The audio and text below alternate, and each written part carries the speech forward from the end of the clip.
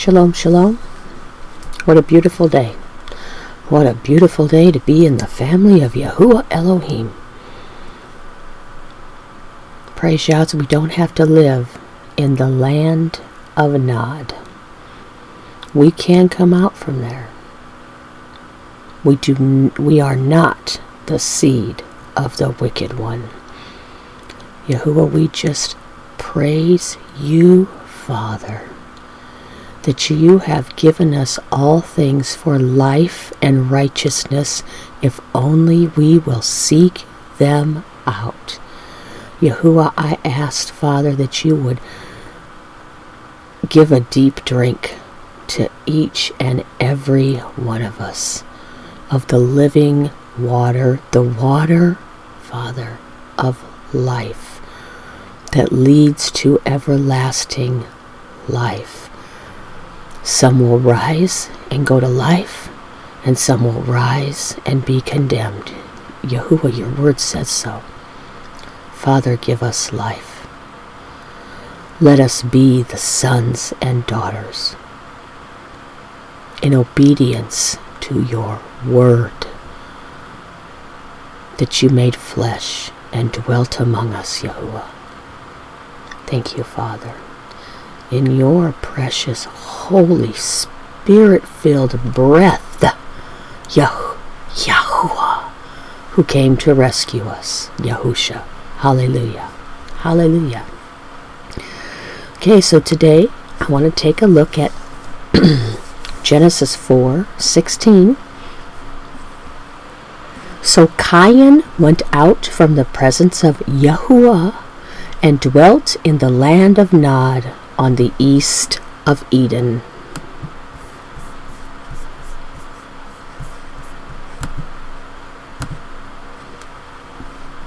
So let's just give a cursory reading here from Genesis 4:1 to 4:17. We probably all know these scriptures, just as a refresher. And Adam knew Yahuah, his wife, and she conceived and bore Cain and said, I have gained a man, Yahuah. And again she gave birth to his brother Habel, and Habel became a keeper of the sheep, but Cain became a tiller of the ground.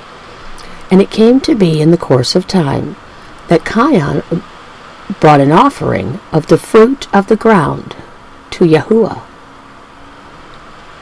And Habel also brought of the firstborn of his flock and of their fat. And Yahuah looked to Habel and his offering, but he did not look to Cain and his offering. And Cain was very wroth, and his face fell.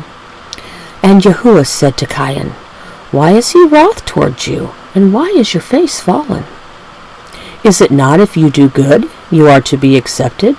Is it not if we do tob, that we are to be accepted? And if you do not do good towards the door, is a sin. He is lying towards you and his desire. And he is lying, and towards you is his desire, and you must rule over him. And Cain told Habel his brother. And it came to be, when they were in the field, that Cain rose up against Habel his brother, and killed him. And Yahuah said to Cain, Where is Habel your brother? And he said, I do not know. Am I my brother's keeper? Am I my brother's guard? Are we? And he said, What have you done? The voice of your brother's blood cries out to me from the ground. And now you are cursed from the earth, which has opened its mouth to receive your brother's blood from your hand. If you till the ground, it shall no longer yield its strength to you. You shall be a fugitive and a wanderer in the earth. And Cain said to Yahuah, My punishment is too great to bear. See, you have driven me from the face of the ground today, and I am hidden from your face, now and forever. And I shall be a fugitive and a wanderer on the earth, and it shall be that anyone who finds me kills me.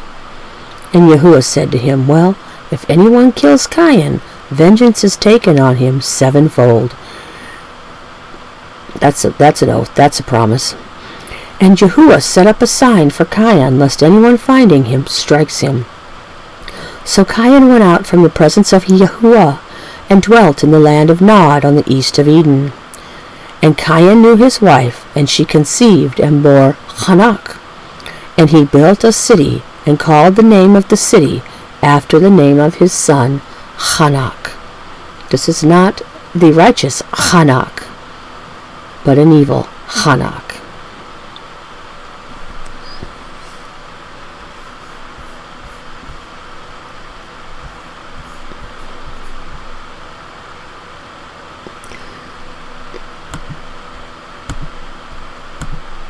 Well, apparently.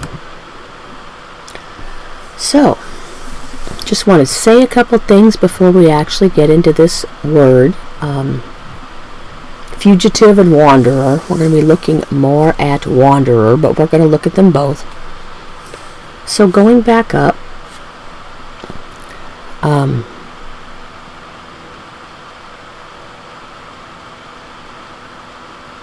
we will notice that Cain did not bring the first fruits.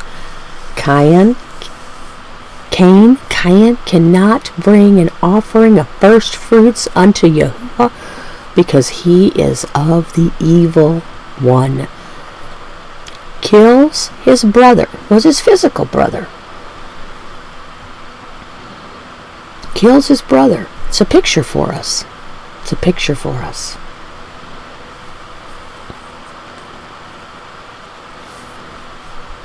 In the spiritual, it's a picture for us, as we'll see in 1 John chapter 3. Sin is at the door, and those of the seed of Cain cannot rule over it, because they love the darkness rather than the light.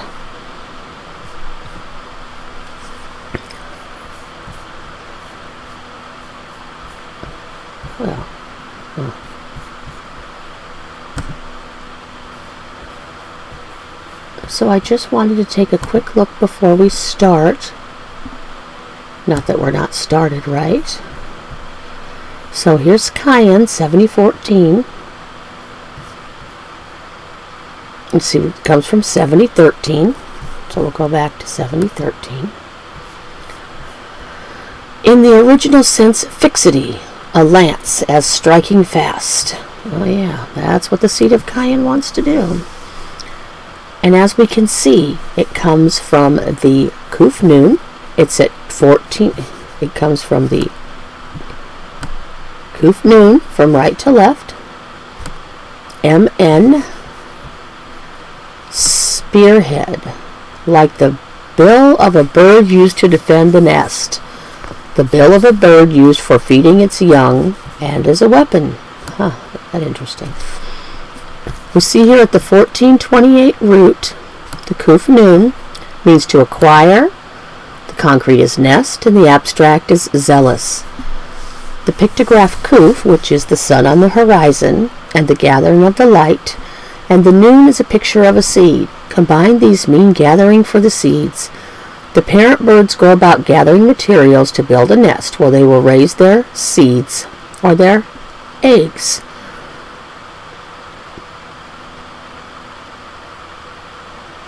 The enemy is building a place in his quote-unquote nest for us. Started with the serpent in the garden. But Cain is of the wicked one. This is the definition of Cain and the seed of Cain.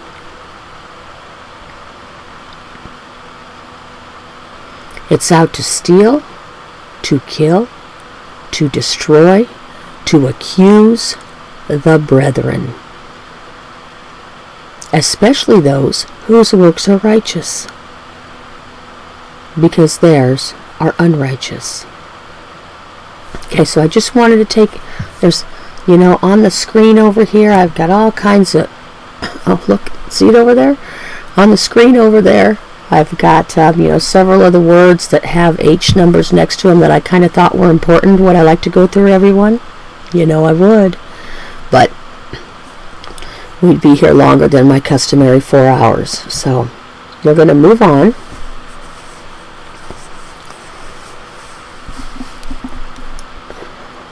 Sin, I have a note here. Sin is in the land of Nod. Verse 7. Sin is in the land of Nod. Because he went away.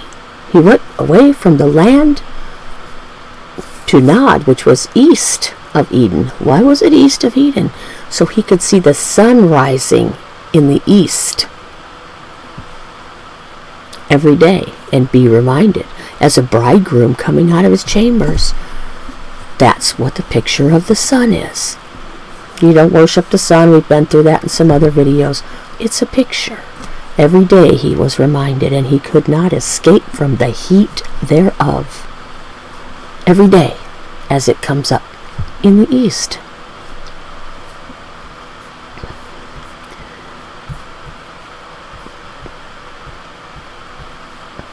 Sin is in the land of Nod.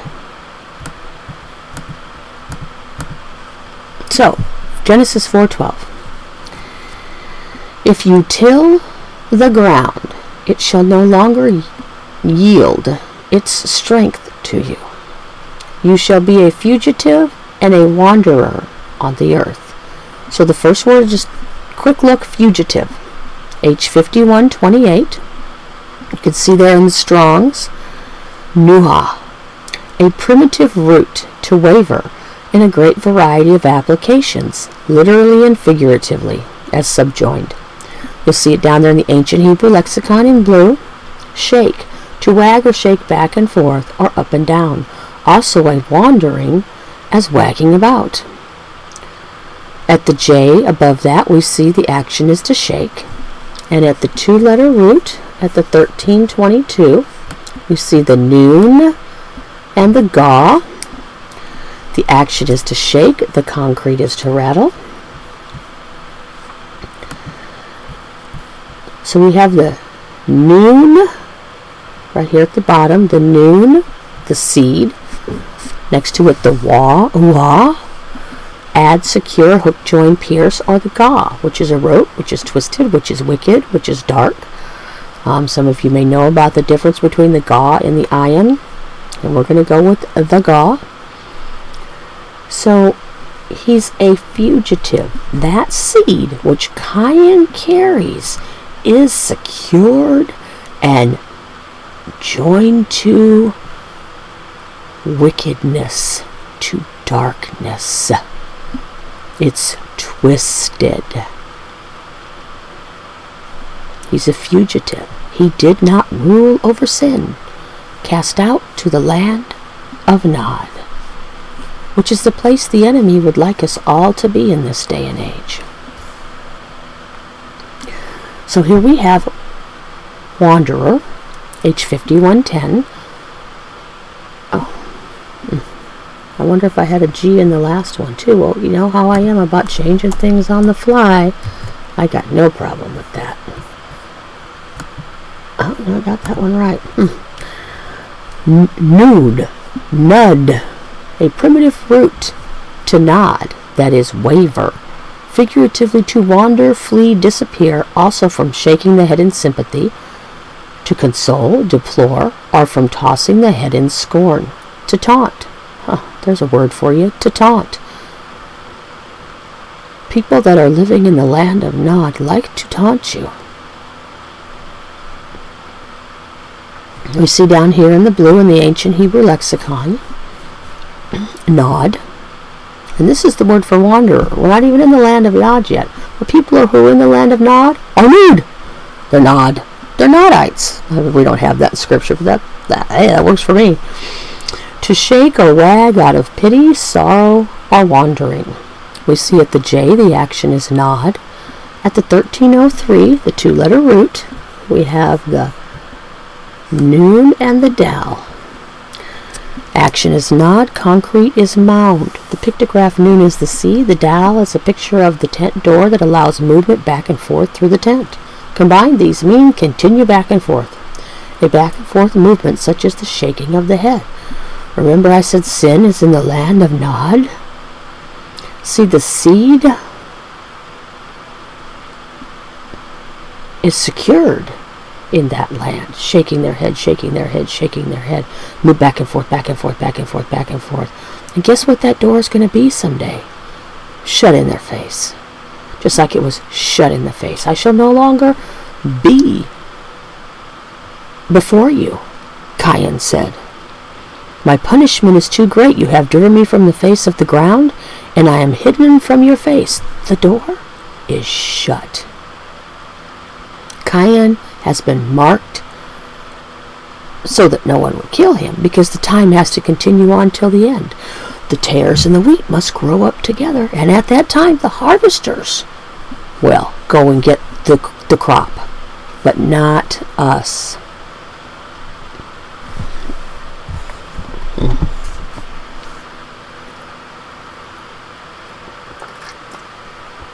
Am I saying you can't defend yourself? Nope. Not at all. So we see that this wanderer is the seed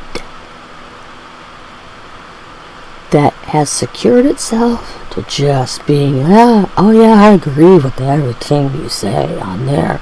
Oh no, we're not going to do that. Back and forth and back and forth. It's an agreement with sin.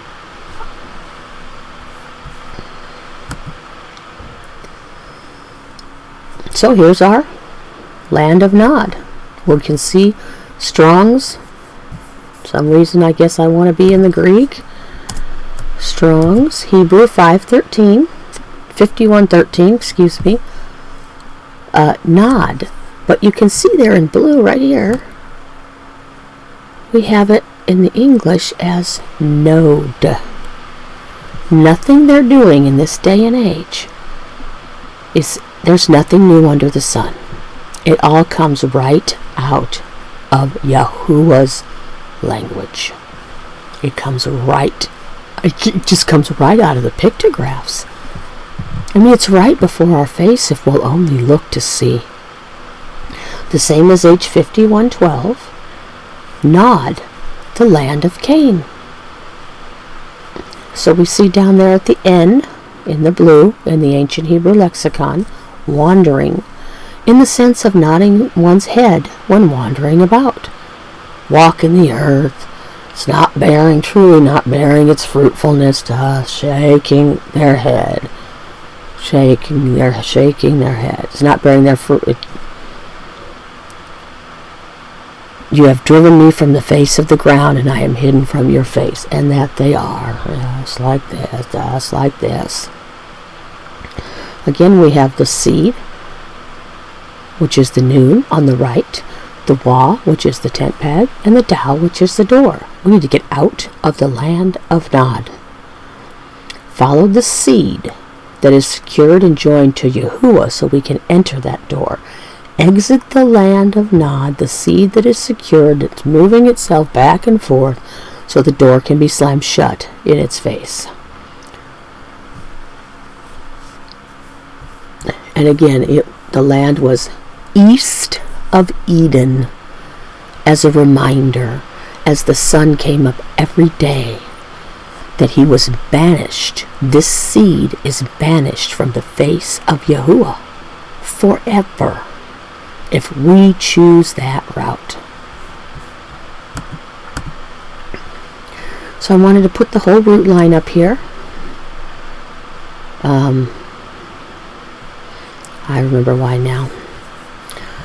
I just thought this was profound. Down here at the M, NF1, Nada. Many of you may know what Nada is. It's that time of the month for a woman. Removal. Something that is removed or thrown out. A menstruating woman is removed from the camp. Why? Because the seed is dead. The seed's died. It's produced no fruit. And I think it's interesting at that same part down there at the NM, the one right above it, the M root line, and then you have two little N's there. One's got an M after it and one's got an F1. At the one with the little M, the up and down moving of the lips. Now, I see that it's only used one time. Okay. What kind of seed is our mouth producing? Is it corrupt communication? Is it that which is for righteousness and upbuilding of the assembly? Is it that which is according to the Torah of Yahuah? Or are we coarse jesting and filthy talking? If we are living in the land of Nod. Stop it. That's coming from the... Well, okay, let me say we're not living there. That's coming from the seed of Cain. And we must rule over that, lest we be fully make our way into the land of Nod. Because whatever's coming from our lips, out of the mouth the heart speaks. What seed are we speaking forth? Okay, so we're wandering. We're in the land of Nod. Cain is of the wicked one. Let's look at the theological word book. This is the theological word book. If you don't have one, not very good at backwards. Okay, so there we go. If you don't have one, it's a great resource. You know, I go to it on occasion. Used to go to it a lot. I still go to it often. It's a great resource. Let me not say that. It's a great resource. I wanted to read about the land of Nod here. 1319. If you have it, it's on page 560 to 561.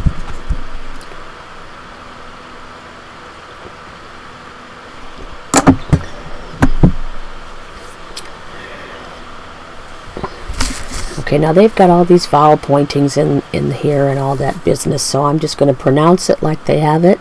But understand the root line runs together.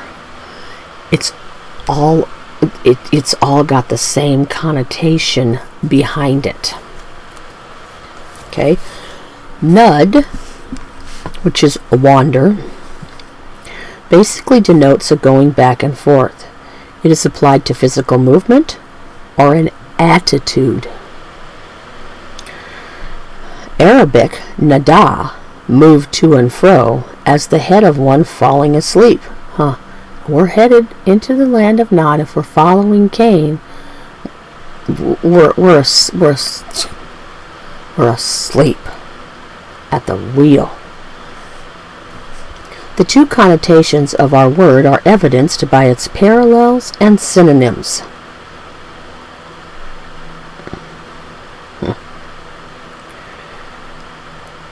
First, our word is parallel to NHM, to comfort, to be sorry for someone or one's self, to spare, have compassion on. Secondly, nuah, wander unstably, which is the word we looked at, move unsteadily, wag one's head mockingly, Genesis 4:12. So that nuah was the one that ended in the ga, and it is kind of parallel to that. They run hand in hand. Those in the land of Nod are unsteady, unstable, twisting the word of Yahuah Elohim, if they have any of it at all, and they wag their head mockingly at those of us who love Yah.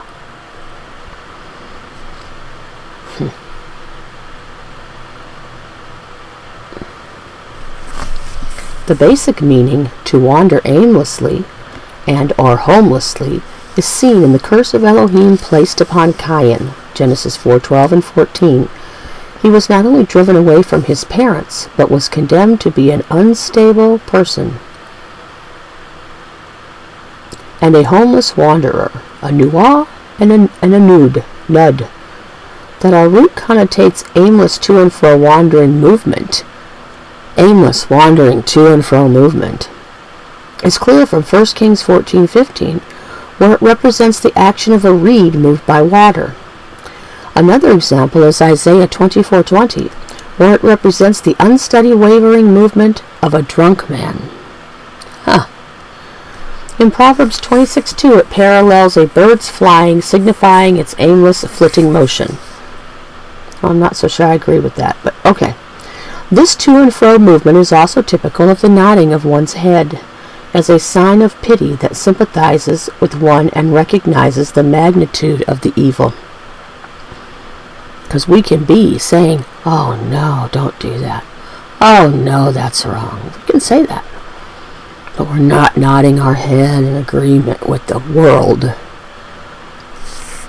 Whether or not this action was always understood when this root appears is uncertain, but the attitude so symbolized is. The exile brings a righteous and deserved judgment on Judah, and hence none should nor would show them pity. Isaiah 51:19, Jeremiah 15:5.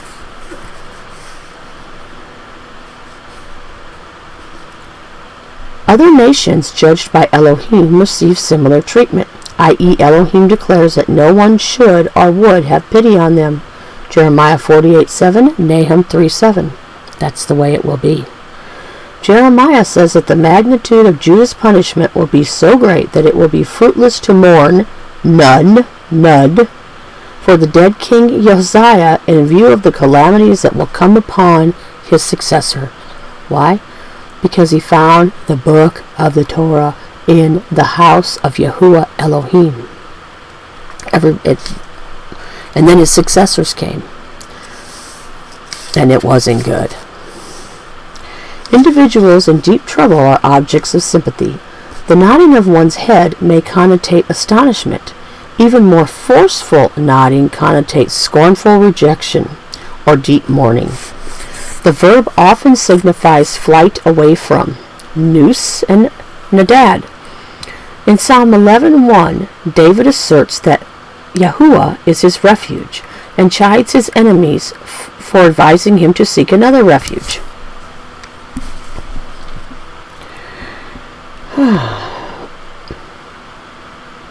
Elohim tells his people in Leviticus and Deuteronomy that victory and safety depend on the presence, and that his presence depends on their obedience.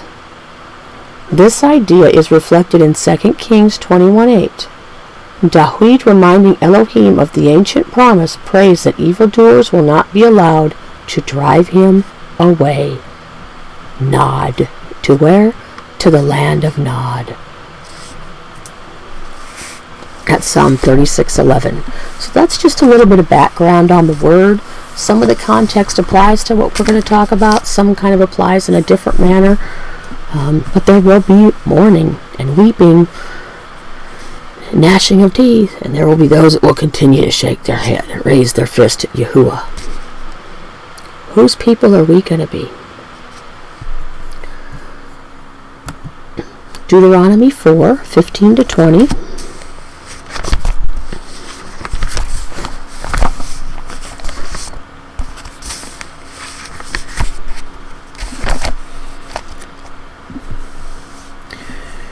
Therefore, diligently guard yourselves, for you saw no form when Yahuah spoke to you at Horeb out of the midst of the fire, lest you should do corruptly, and shall make for yourselves a carved image in the form of any figure, the likeness of male or female, the likeness of any beast that is on the earth, or the likeness of any winged bird that flies in the Shemayim, the likeness of any that creeps on the ground, or the likeness of any fish that is in the water under the earth. And lest you lift up your eyes to the heavens, and shall see the sun, and the moon, and the stars, all the host of the heaven, and you be drawn away into bowing down to them and serving them, which Yahuah your Elohim has allotted to all the peoples under the heavens. But Yahuah has taken you and brought you out of the iron furnace, out of Mitzrayim, to be his people, an inheritance as it is today. So as we look at Deuteronomy 4, there in verse 19,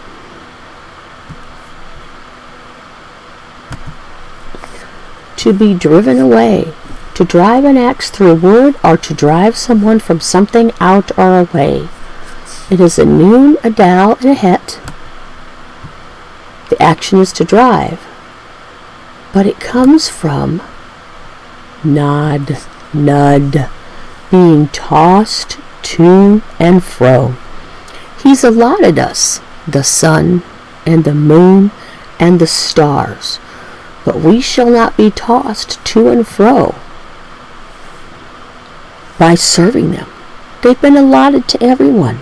They've been made this beautiful picture, but we are not to be drawn away by them. Another picture of what it means to be in the land of Nod. Some of you may know and some of you may not, but a lot of the technological things that are going on right now, let's put it that way, there's too many to go into. Lots of them on some of my videos. Look at them. Look it up somewhere else. I would recommend Joseph Farrell, and The Bite Show. I would specifically recommend The Bite Show. Babylon's Banksters, Secrets of the Unified Field. Those are the things that I would recommend. People, this is what they're running the whole show on. That's just a whole other thing. However, back to this. We're not to be drawn away by bowing down.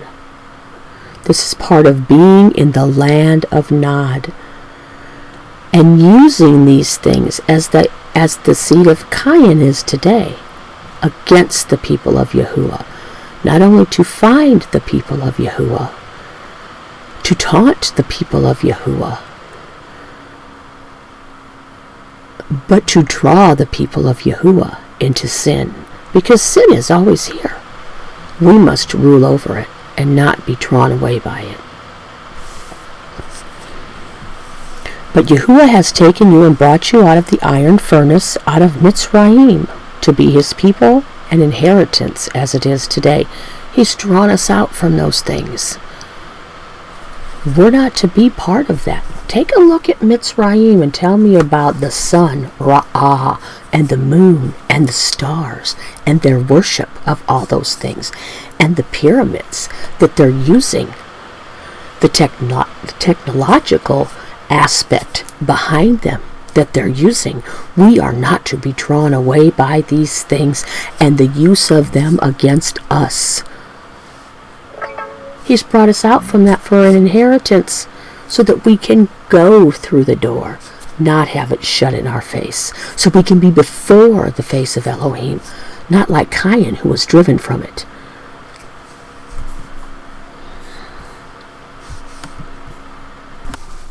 Deuteronomy chapter 13. Let's turn there.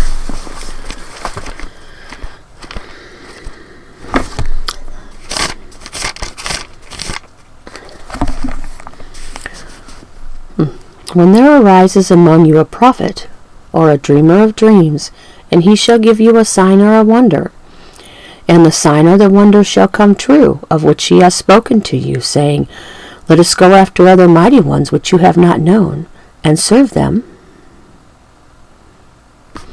Do not listen to the words of this prophet, or that dreamer of dreams, for Yahuah your Elohim is trying you to know whether you love Yahuah your Elohim with all your heart and with all your being.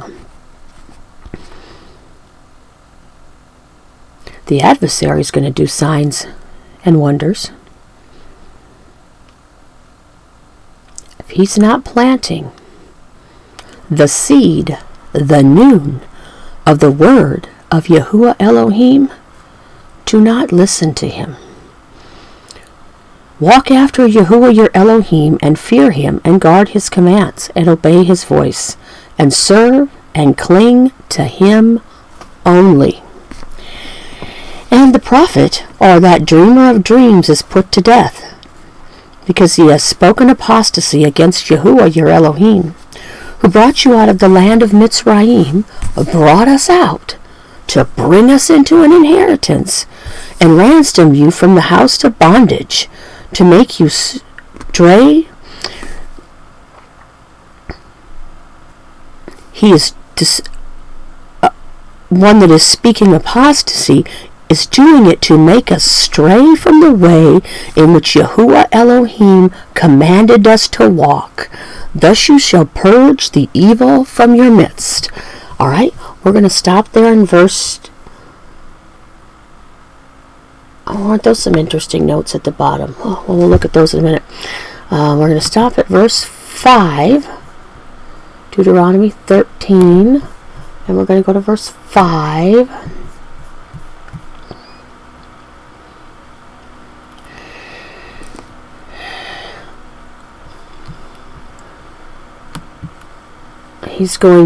They're trying to thrust us out of the way of following Yahuah Elohim in which he told us to walk, which is to love him with all our heart and all our nefesh, with everything that we are. Here we are at the word again. To drive an axe through wood, or to drive someone out or away, it comes from the nod, being tossed to and fro, the shaking of the head, the wandering about, trying to make us be like this, in agreement with everything they want us to be in agreement with, and not in agreement with those things they don't want us to be in agreement with. And what do they want us to be in agreement with? The seed of Cain, the sin that is at the door, in allowing it to rule over us. Everything to take our focus off of Yahuah Elohim. Isn't that a timely message for me today? Maybe for you, maybe not. Everything they do is to take our focus off of Yahuah Elohim and to cause us to be living in the land of Nod, or node, as a node in the land of Nod.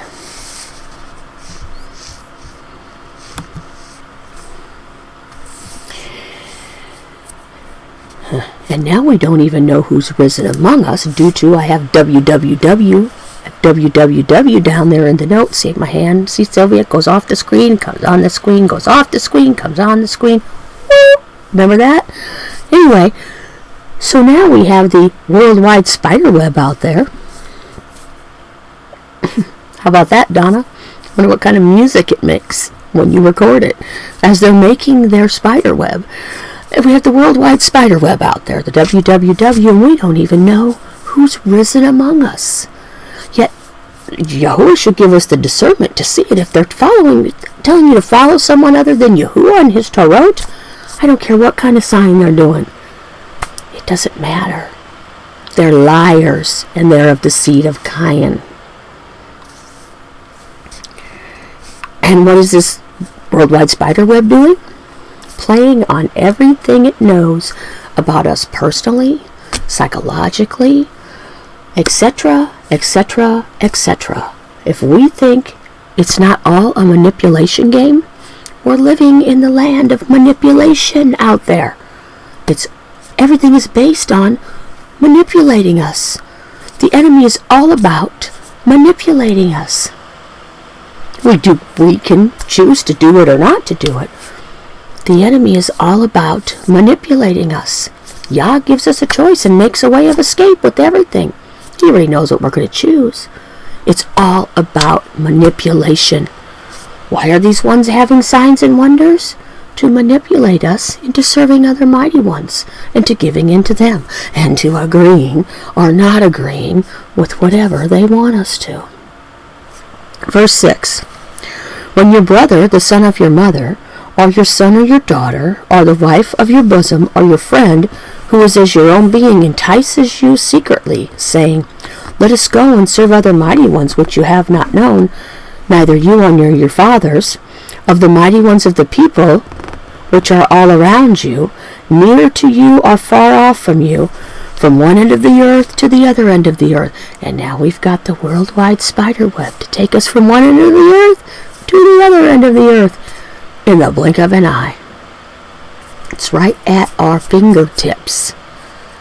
And the enemy uses it day in and day out. Do not agree with him or listen to him, nor shall your eye pardon him, nor spare him or conceal him. We're going to lay him bare. It's already out there. We already know these things on some level. But you shall certainly kill him.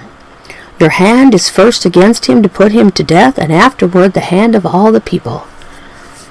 This is talking about your son or your daughter or your brother. It be Cain and Abel were brothers. One was of one seed and one was of the other. Okay? It's over. Cut him off. Get rid of him. And you shall stone him. Get rid of them. I'm not saying don't witness. Don't go from town to town preaching. Yahuah Elohim that came to rescue us. Of course I'm not saying that. Preach it day in and day out. Do not be of the world. Do not be of the seed of Cain. And you shall stone him with stones until he dies, because he sought to entice you away from Yahuah your Elohim. That's what the worldwide spider web does every day. Who brought you out of the land of Mitzrayim and from the house of bondage. And if we are in bondage to the worldwide spider web, I mean, he brought us out from that. It's all a picture. It's all a picture. Oh, apparently we're going to look at this verse. Oh, verse 10.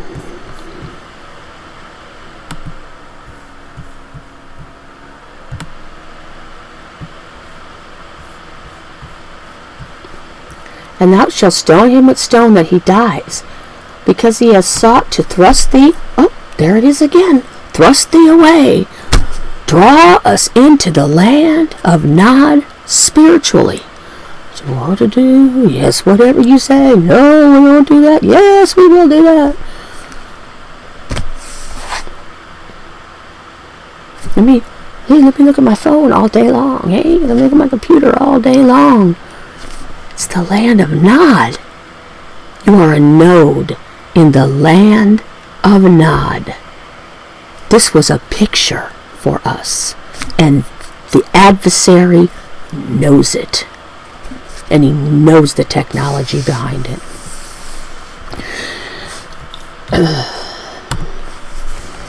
And let all Israel hear and fear, and not again do any such evil matter in your midst. When you hear someone in one of your cities, which Yahuah your Elohim gives you to dwell, saying, some men, sons of Belial, have gone out of your midst. Who are they? Sons of Belial have gone out of your midst and led the inhabitants of their city astray. There's our word again. Comes from the noon dalit, to toss, to drive away, to entice. Let us go serve other mighty ones whom you have not known. Now, some people will have the statue in the Catholic Church or in wherever, and they got their little idol statues. Okay, all right, that is part of it. But what about drawing us away to constantly be unfocused by whatever they see as we're going to be drawn away with? Let's just take clothes. I don't know. I'm not a clothes. Well, I mean, I got a lot of clothes, but I don't really care about them. I wear the same stuff all the time. Or the shoes, or the next telephone, or whatever it is. It's driving us away. It's another mighty one in our life. Here's a sample. Football used to be a mighty one in my life. Nebraska Cornhuskers were my idol. Football was see that? My idol. Okay? It wasn't some little statue. It was the whole idea.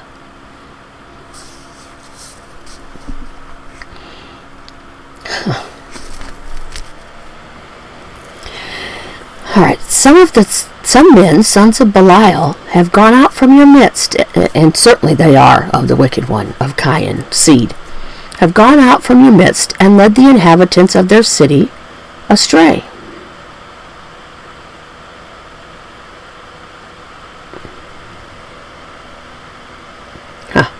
And now our cities, it's like we don't even live in our city anymore. Our city is on the internet.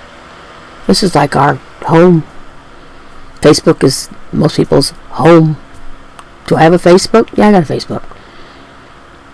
Am I so far away from that now? I just, it's a rare occasion except to post a scripture. And I don't even hardly do that. It just wants to, because it's just everything you do.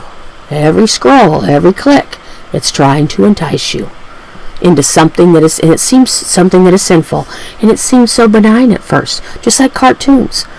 Who would have let their children watch SpongeBob SquarePants Faggot Patrick, okay?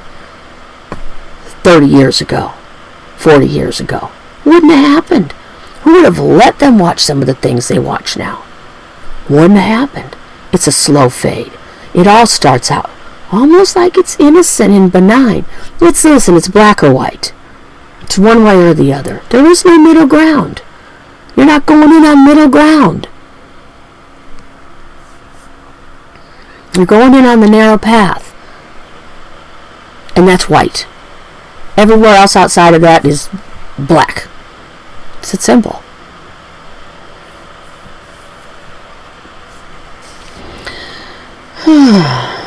Some men, sons of Belial, now that I've read this 3 times, have gone out of your midst and led the inhabitants of their city astray, saying, let us go and serve other mighty ones whom you have not known. Most people don't even know what's going on. Then you shall inquire, search out, and ask diligently, and see if the matter is true and established, that this abomination was done in your midst. It's done in our midst every day. You shall certainly strike the inhabitants of that city with the edge of the sword, putting it under the ban. It's the twin city. Oh my goodness. Oh Father. And all that is in it, and its livestock with the edge of the sword. This is all a spiritual picture.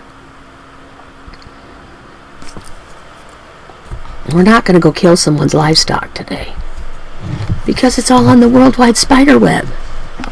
We're all scattered.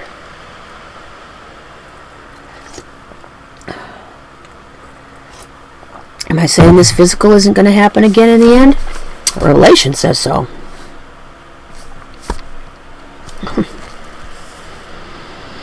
Then you shall inquire, search out, and ask diligently, and see if the matter is true and established, that this abomination was done in your midst. You shall certainly strike the inhabitants of that city with the edge of the sword, putting it under the ban, and all that is in it, and its livestock with the edge of the sword.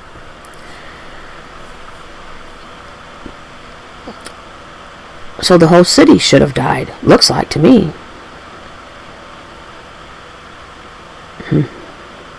And gather all its plunder into the middle of the street, and completely burn with fire the city and all its plunder before Yahuah your Elohim, and it shall be a heap forever, never to be built again. Sounds to me like the lake of fire. There's another picture for you. If you are of the seed of Cain, living in the land of Nod, enticed and drawn away from Yahuah, you will be in that fire. And none of that which is put under the ban is to cling to your hand. Wash your hands of it, so that Yahuah turns from the fierceness of his displeasure, and shall show you compassion, love you, and increase you, as he swore to your fathers, when you obey the voice of Yahuah your Elohim, to guard all his commands, which I command you today, to do what is right in the eyes of Yahuah your Elohim. It is the whole point of these people planting this other seed, and these dreamer of dreams, to entice you away from Yahuah Elohim. It's technological today. It's technological today. That is where the game is at. Now, I'm not saying you don't have some in-person contact. Of course you do. The enticement is the worldwide spider web.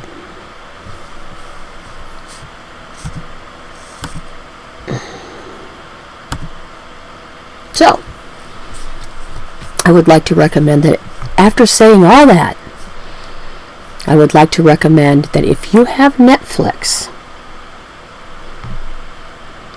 that you go and watch The Social Dilemma.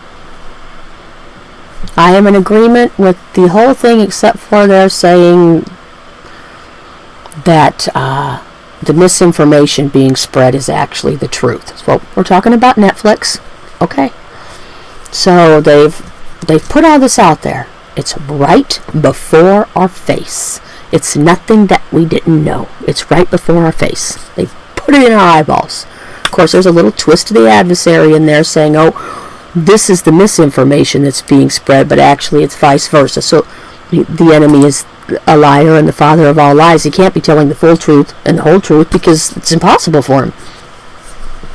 There's a gentleman on here named Jason Lanier. He is the founding father of virtual reality, and he's a computer scientist. And you can find this in other places. We're all nodes on a computer. And he will tell you so. And other places people will tell you so. So this guy right over here on this picture that I've put my box around is an avatar of the young gentleman, he's a boy actually, in the show. And all these things around him are what's enticing him. It's the land of Nod. And he wags his head from one side to the other. He's in agreement with this and he's not in agreement with that. Here we have as they back out the computer, here are the nodes. They back out further, more nodes on the computer. They back out further, more nodes on the computer. Each node is you and has your avatar in there and is everything you like, don't like, desire. Some of it talks about advertising and making money. That's not the whole point. The whole point is to tie you all into the worldwide spider web and entice you away from Yahuah Elohim. Because remember, our word for nod in English was spelled node, N-O-D-E. This is what they're talking about. This is what they're doing. The enemy has nothing new to base anything on. It has to come from what was originally breathed, which is the whole truth and nothing but the truth. Because Yahuah is the truth. Yahuah, who came to rescue us, Yahusha, is the truth. We are these nodes on this computer. And these false prophets, dreamer of dreams, you put signs and wonders before us. Maybe it'll be in the sky. It's on the computer to entice us away. And we need not. We need to wash our hands of this constant interaction with this system. This is the beast system. Have we used it for some good, or thought we used it for some good, or put some scriptures out there? Yes. And one of the things they say in the show is that, well, I could have 3 people and we're all sitting next to each other.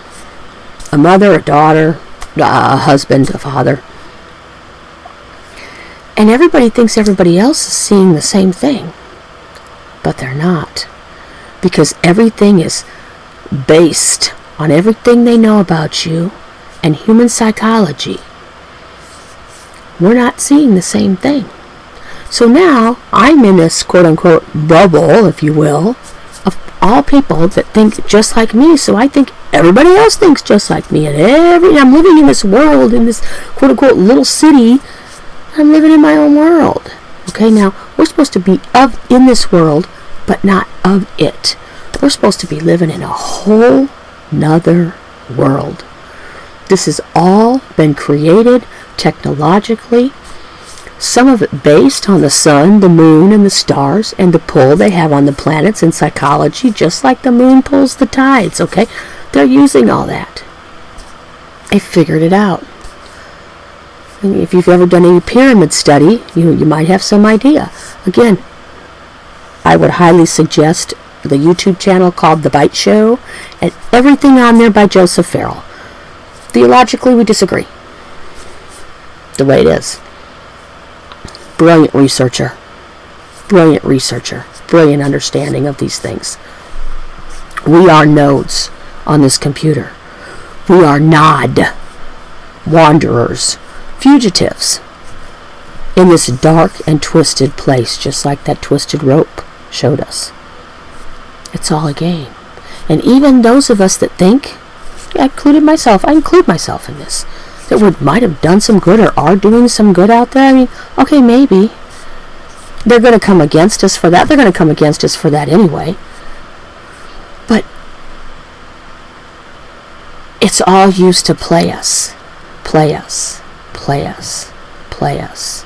Entice us away from Yahuah, Elohim. We need to get real with people face to face. Touch each other. We need to get, we are nodes. We are nodes on a computer. Oh. Okay, I guess we're going to go read this. I don't have it pulled up anymore.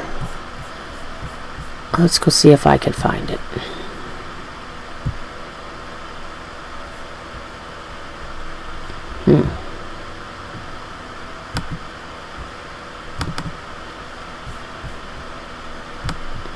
And you can all go find it at the website there.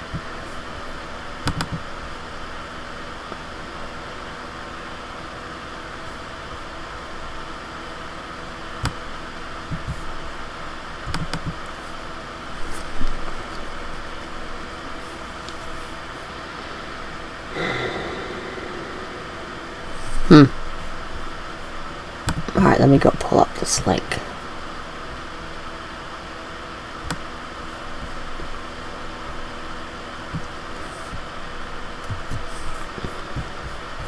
And you'll have to go pull it up because I'll just be reading it to you. I won't be pulling it up on the screen because, you know,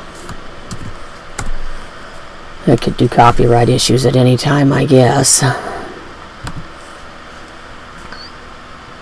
Okay. Okay, the first one is the Sentient World Simulation. It's the SWS, a continuously running model of the real world. Alright, let me do this.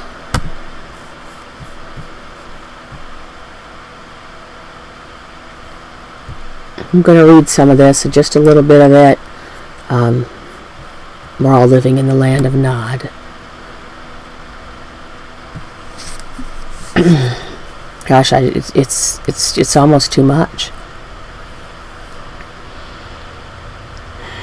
I'm going to read you the introduction. Modeling and simulation quickly becomes out of sync with new events. The emergence of new forces and newly proposed theories. The goal of the Sentient World Simulation, or SWS, is to build a synthetic mirror of the real world with automated continuous calibration with respect to current real-world information such as major events, opinion polls, demographic statistics, economic reports, and shifts in trends. The ability of a synthetic model of the real world to sense, adapt, and react to real events distinguishes the SWS from the traditional approach of constructing a simulation to illustrate a phenomena. Behaviors emerge in the SWS mirror world and are observed much as they are observed in the real world. Basing the synthetic world in theory in a manner that is unbiased to specific outcomes offers a unique environment in which to develop, test, and prove new perspectives. The SWS consists of components capable of capturing new events as they occur anywhere in the world, knows everything you're doing all the time, focus on any local area of the synthetic world, and offer sufficient details. In other words, The set of models that make up the synthetic environment encompass the behavior of individuals, organizations, institutions, infrastructures, and geographies, while simultaneously capturing the trends emerging from the interaction among entities as well as between entities, that's us, and the environment. The multi-granularity detail provides a means for inserting new models of any temporal or spatial scale, or for incorporating user-supplied data at any level of granularity. Therefore, SWS can be continuously enriched and refined as new information becomes available. The SWS consists of the following components: the synthetic environment that supports effects-based approach and a comprehensive representation of the real world at all levels of granularity in terms of political, military, economic, social, informational, and infrastructure framework. A scalable means of integrating heterogeneous components across time and space granularities. Mechanisms that discover, gather, and incorporate new knowledge into the continuously running synthetic environment. You are a node on a computer in the sentient world simulation, and they are putting things and manipulating you in ways that you could never even imagine. Have you heard of the headless headphones by Google? Virtual reality is right in your face. You don't have to put on a pair of goggles. A single facade of user interfaces enabling information from all sources. Simulation-generated data, parameters for models, and data gathered from the real world, to be searched, viewed, and modified in an ontology-aware manner. Okay, they're doing it on the spot. Integrated development environments, IDEs, for constructing and configuring new models or modifying existing models, and then incorporating these changes into the continuously running synthetic world. They construct and configure the way they want it to work in the synthetic world.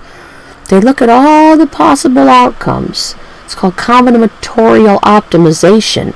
And then they put it in your face to optimize the outcome that they would like to see happen, because they've already run it in the synthetic world in real time.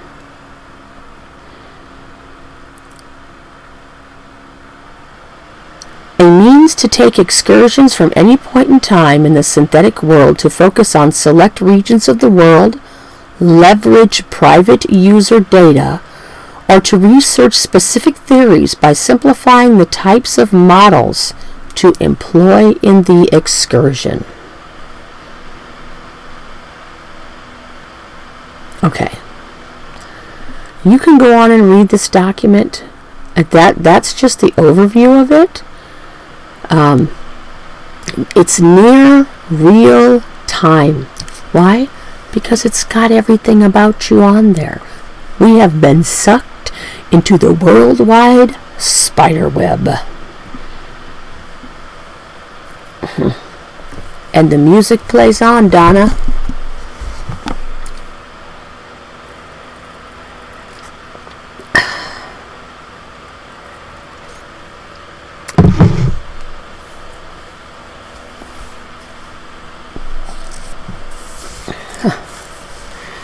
Use cases of SWS training. SWS, the Sentient World Simulation, provides the context within which training excursions are done, presenting the training community with the unprecedented ability to train in a live and comprehensive synthetic environment that is validated by theory and up to date with the real world. For skill refinement, a trainee's ability can be directly compared with an experienced individual's skills by immersing the trainee into the synthetic environment in the real-world context where the event actually occurred and analyzing the ensuing reactions of the simulated environment. Skill acquisition is supported by the ability to illustrate the emergent effects achieved by certain doctrinal theories and the proper contexts which apply to them. The experimentation platform provides trainers with the ability to store and recall training experiments, start another training experiment where an earlier one left off, and compare results for multiple experiments. Combinatorial optimizations.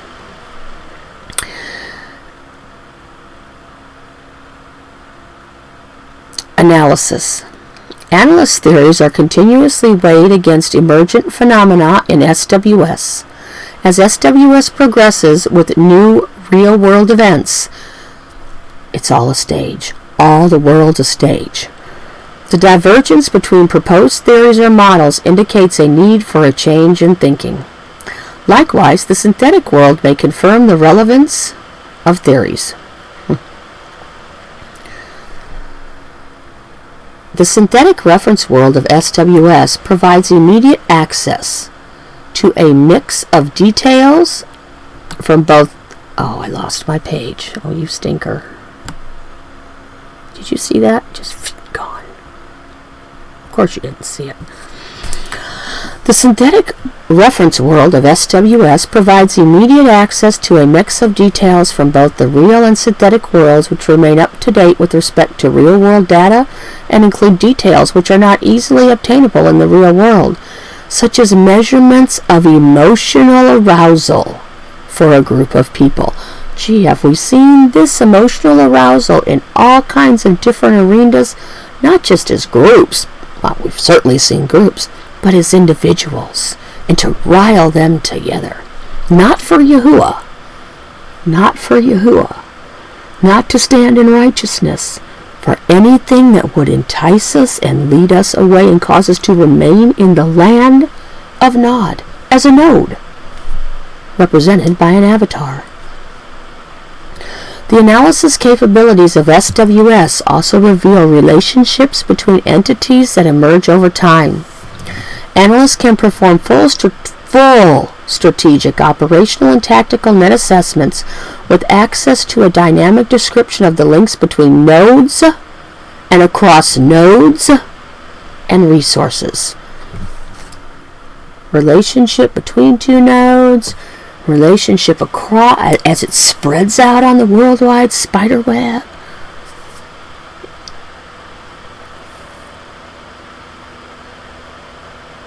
It's the land of Nod.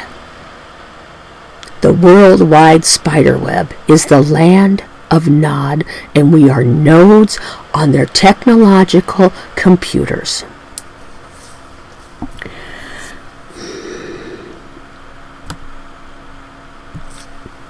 Planning. SWS provides tools to develop, reuse, and compose action plans into playbooks. Guess what? We're being played. A playbook database enables planners to recall playbooks. Oh, this worked before. Let's do it again. Go watch that Social Dilemma on Netflix. After you see this, if you don't have Netflix, ask someone to watch it with them. Planning tools enables plans to be developed for temporally and spatially fine-grained actions as well as long-term actions, and to place combined plans into a single playbook. They've got it down to a science. Oh wait, it is science. Interesting. Additionally, SWS facilitates the integration of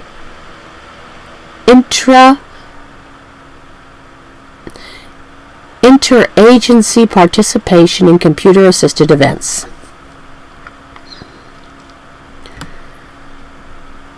Operations.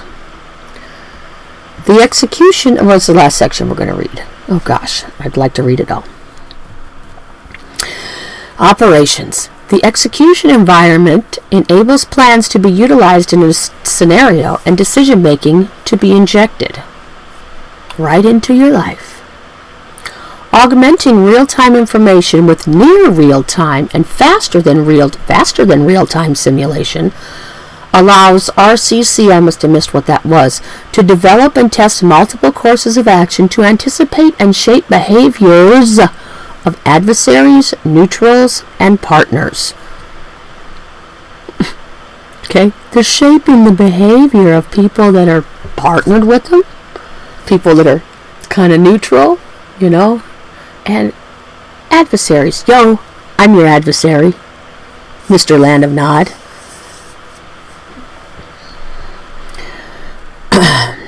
Augmenting real... I read that. SWS will provide the ability to develop and assess these different campaigns.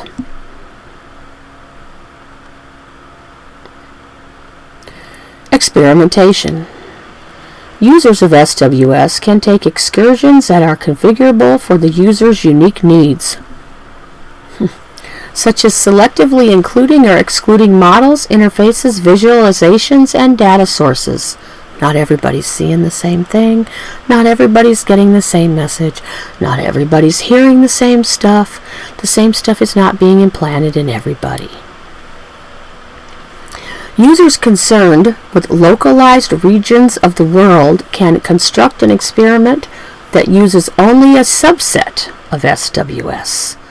You can get this group here, and this group in Minneapolis, and this group in Oregon, and this group over in Russia, and this group in China, and these people down in Africa.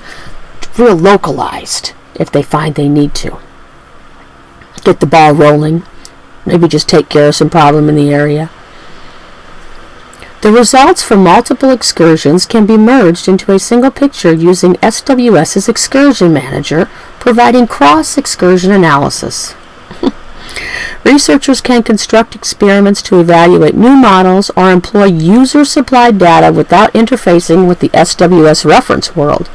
The new models can be tested and refined in an experimentation environment. Okay, they're so far past this. I mean, like I said, they've got it down to a science because it is a science. SWS provides an environment for testing psychological operations, PSYOP, and civil affairs activities, capable of illustrating the impact of these activities on populations. Okay, they do run them in this simulated world, okay? But they're also affecting us at the same time with this simulated world. Commercial users can construct experiments to use proprietary data in a controlled environment. That's just part of the report. It's probably enough of the report. That's what you're looking at. Okay. The Blue Brain Project. There's one section I want to read out of here. IBM, this is from, well, that last thing was from Purdue University. Let me reference them. This is an opinion piece, The Blue Brain Project, by Henry Markram. It was in Nature magazine. Let me go find, there was a certain page I wanted.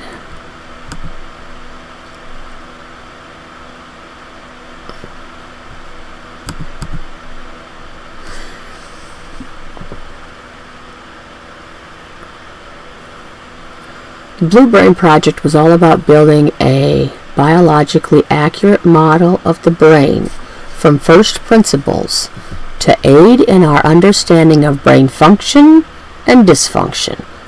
Tobe and Ra. Good and evil. Function and dysfunction, huh? So they've mapped out the whole brain. It's already done. Here we go. Again, this is in Nature magazine. What can we learn from Blue Brain? Detailed. Number one. Oh no. Detailed, but this is the paragraph introducing this. Detailed, biologically accurate brain simulations offer the opportunity to answer some fundamental questions about the brain that cannot be addressed with any current experimental or theoretical approaches. These include completing a puzzle. Experiments can obtain and view only small parts of the structure and function of the puzzle at any one time. Assembling the pieces of the neocortical column according to the blueprint could reveal the overall picture. They know exactly how we're going to put the puzzle together. Defining function of basic elements. Despite a century of experimental and theoretical research, we are unable to provide a comprehensive definition of the computational function of different ion channels, receptors, neurons, or synaptic pathways in the brain. A detailed model will allow fine control of any of these elements and allow systematic investigation of their contribution to the emergent behavior. Remember, they're going to control our behavior individually, as a group, emotionally. They've learned all that at the Blue Brain Project. Understanding complexity. Exploring the role of dendrites. Revealing functional diversity. Understanding memory storage and retrieval. And they've come right out in mainstream and said they can do things to get rid of your memories and implant new memories. Anybody see Men in Black? You think they made it up? Tracking the emergence of intelligence. You can retrace the steps taken by a network of neurons in the emergence of electrical states used to embody representation of the organism and its world. What is real? Identifying points of vulnerability. Oh, I bet they like that one. Simulating disease and developing treatments. Gee, anybody heard about any sickness lately? Providing a circuit design platform. Detailed models could reveal powerful circuit designs that could be implemented into silicone chips for use as intelligence devices in the industry. This is a model of the whole brain. They have it. They're moving you through the sentient world simulation based on everything they know about you. Oh, they don't have my brainwaves. Yeah, I'll think again. Think again. Hold that phone up to your ear just a little bit longer. Then they're done it. I'm no exception to the rule. I have done it.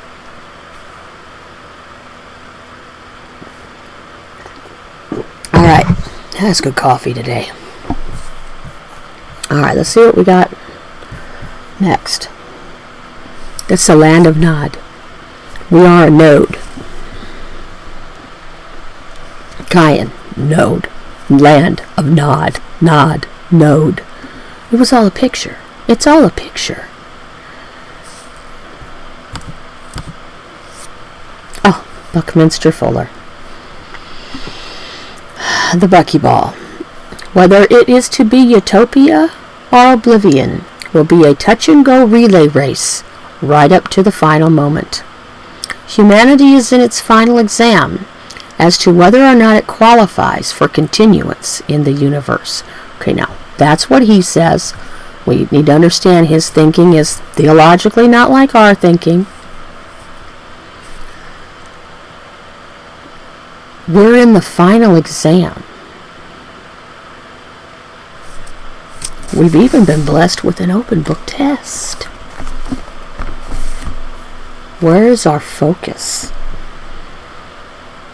I'm not saying there's not a life to live and there's not a job to go to, or there's not children to take care of, or there's not a garden to grow, or all these different things, a truck to fix, I don't know. But we're in the final exam. And not only is it open book here, it's open book out there. It's not on our phones or in our computers. Do we have things, because that's the way the world works, that we do some of that out there? Gosh, my hair's acting up. Anyway, of course. But we need to come out from being so sucked in to the land of Nod.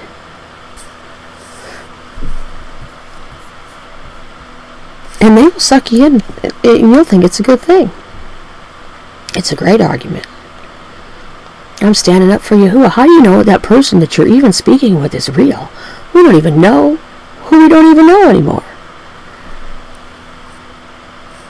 They could be an Eldar from the synthetic world, standing right in front of you, right on your computer. Did I say standing right in front of you? Psalm 36.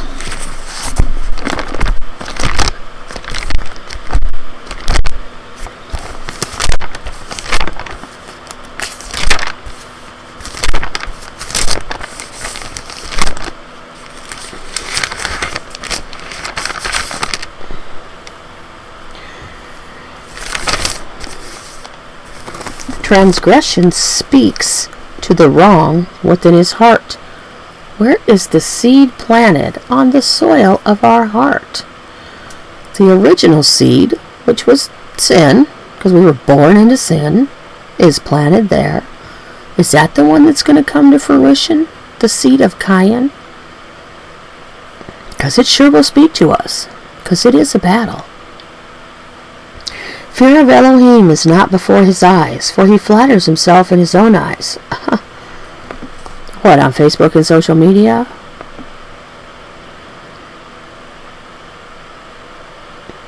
By watching your YouTube numbers? See how many likes you got? See how many subscribers you have? How about you just say what you need to say and get on about your business?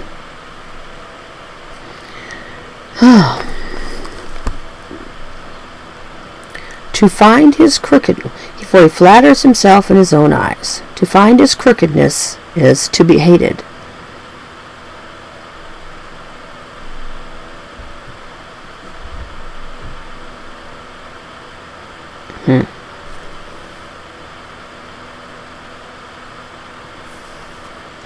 The words of his mouth are wickedness and deceit.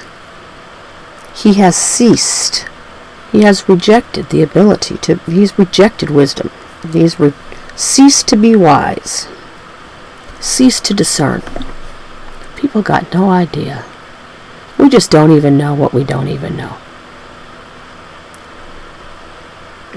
He has ceased to be wise, ceased to do good, ceased to be functional. He plots wickedness on his bed. He is designing a pattern. Let me tell you. Dysfunction abounds, and the ones who are in charge of this, I'm telling you, they plot wickedness on their bed. The adversary, because they're the adversary, has been plotting this wicked pattern and design since the garden.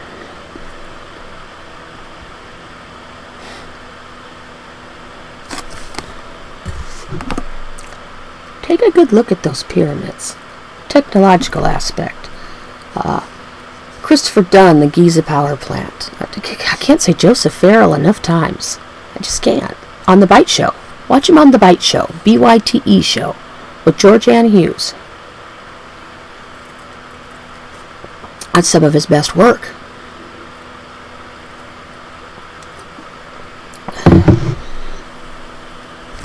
He sets himself in a way that is not good, and so they want to entice us in the same way, day in and day out. He does not despise evil, dysfunction. Do we despise dysfunction? I mean, if it's dysfunctional, it's dysfunctional. It's either Tob, good, or Ra'ah, evil. Evil is dysfunction. The worldwide spiderweb is dysfunctional. It's dysfunction at the highest level. Oh, Yahuah, your loving commitment is in the Shemaim. That's the pattern we should be following. That which was given to Moshe. That which the Word came to show us how to walk.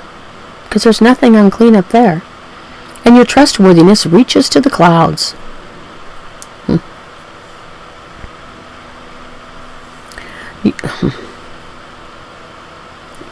Even when we're unfaithful, he is still faithful, because he can't deny himself. Your righteousness is like the mighty mountains. Your right rulings are a great deep. Oh, isn't that beautiful? Oh, Yahuah, you save man and beast. Shah, rescue.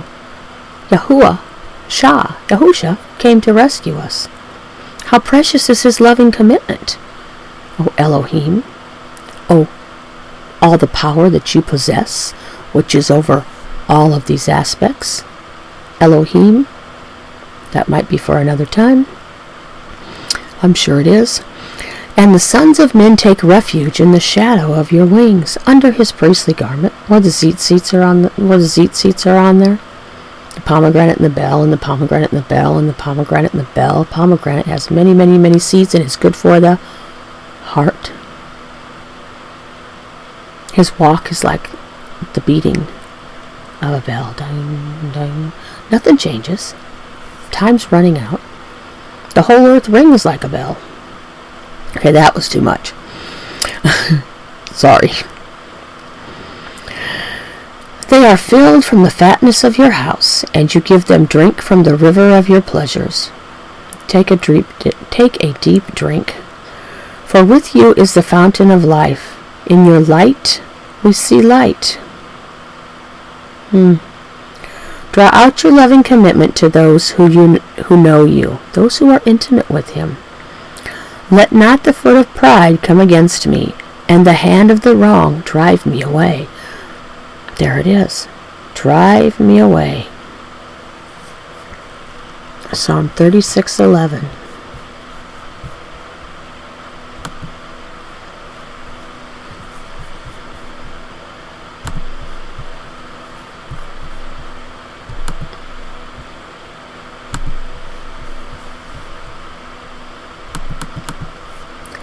Let not the foot, the walk, those who are walking of pride come against me, and let not that which is the opposite of L, the hand of the wicked, remove me. To where? To the land of Nod.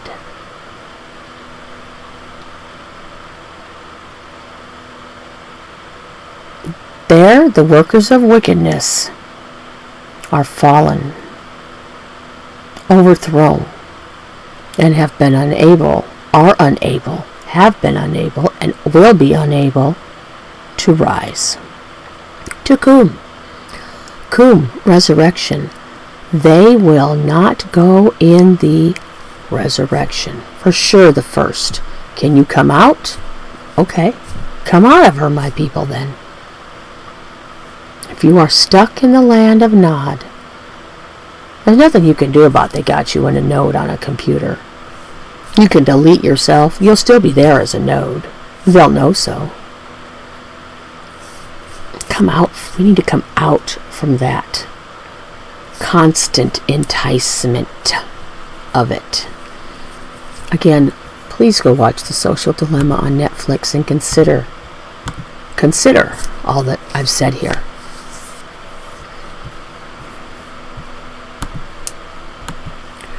Romans 12, 1 through 3.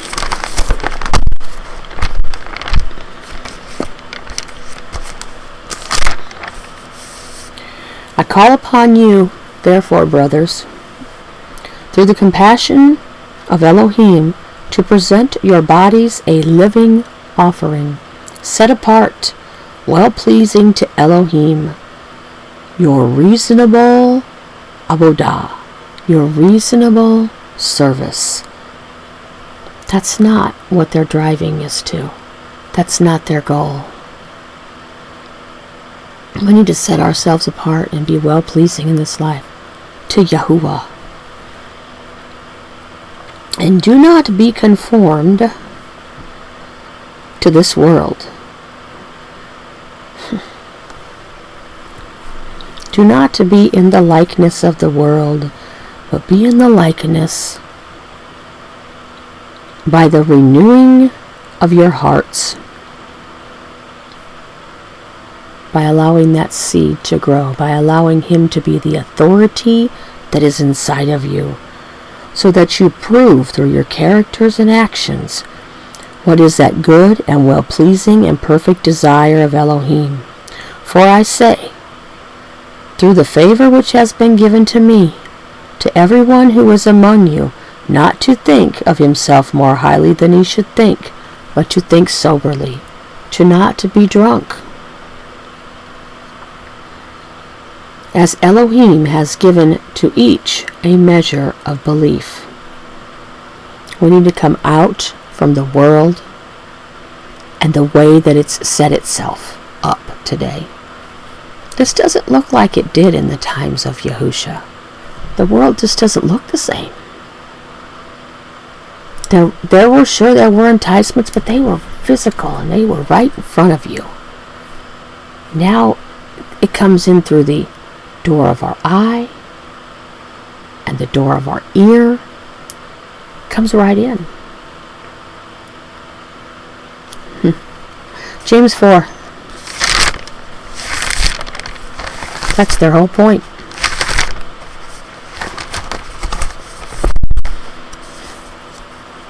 Is to get you to behave how they want you to behave. And it's going to be do or die someday. Soon, I think. James 4.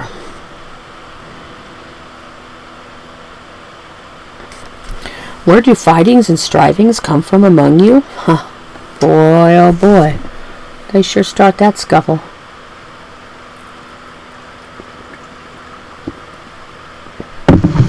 Do they not come from your pleasures that battle in your members? This is what the enemy wants. Battle among the members. I'm not saying there's more than one way, or there's unity and compromise. You desire, our desires should be Elohim and to keep his commands, and you do not have. Why? Because social media and the land of Nod is now feeding us what we should desire. You murder. Murder can be done with our mouth. And are jealous because it wants us to be jealous. And are unable to obtain because it's all on it's just a node. You strive and fight and you do not possess because you do not ask. You ask and do not receive because you ask evilly, dysfunctionally in order to spend it on your pleasures. That's what they want us to do. Spend it all on our pleasures, all our time, all our money, all our passion, everything on pleasures of the flesh. And when we do ask Yah for something, we're so coerced and indoctrinated with what they want us to be indoctrinated with, we don't even know how to ask. We ask because we see someone else has it or someone else is doing it. Adulterers and adulteresses, do you not know that friendship with the world is enmity with Elohim? Who do we want to be friends with? Who's our shepherd? Whose sheep are we? Whose voice are we listening to? Are we friends with the world? And the whole system they've set up? Whoever therefore intends to be a friend of the world makes himself an enemy of Elohim. And if that's where we spend our time, in the things of the world, we will be at enmity with Elohim. You know, I'm not saying you don't see what the enemy is doing. You know, Moshe was trained in all the ways of Egypt. Paul certainly knew what was going on. Peter knew. All the taught ones, all the prophets saw what was going on in the world. In fact, they lived it. Okay?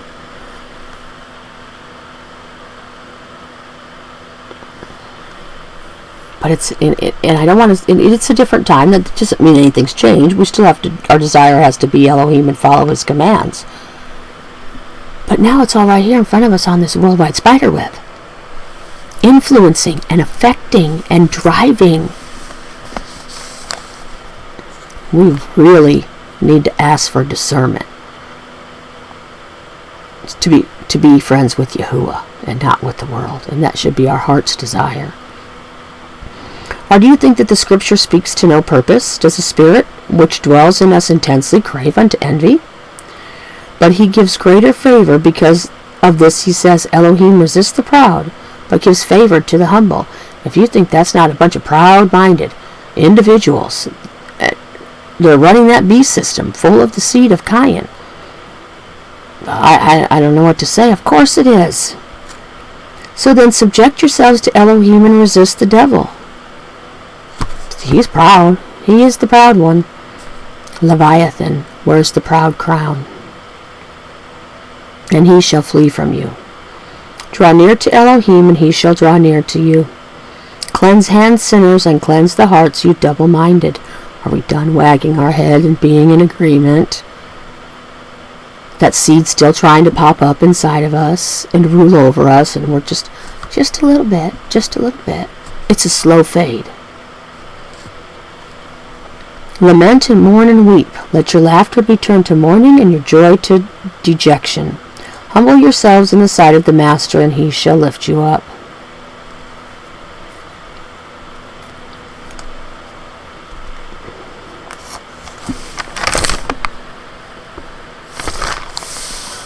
That's enough in there. Are we going to be friends with the world and allow this simulation to control us? Because that's what they're doing. It's all by design.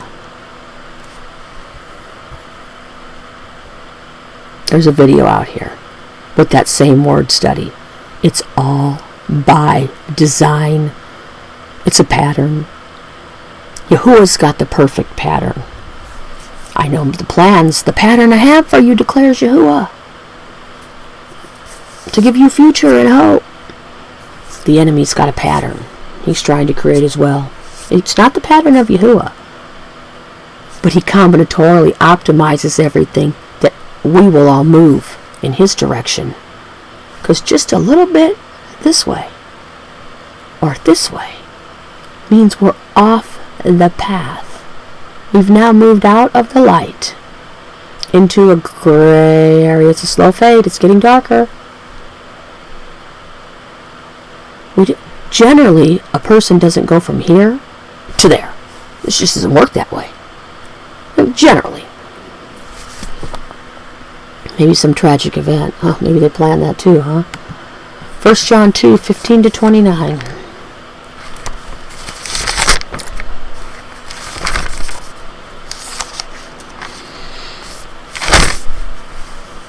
Do not love the world, nor that which is in the world. If anyone loves the world, what it provides, the bad seed, the love of the Father is not in him. Again, it's black and white. We will feed others what we love. Do we love Yahuah and look to him continually, that we might feed that to others? Because we will feed others what we love. Because all that is in the world, the lust of the flesh, well, that's all over the TV and the internet. The lust of the eyes, right in through that gate. You better get them frontlets on there, good and square. And the pride of life, all those things are what they're driving us, enticing us to. Because they're not of the Father, but they are of the world.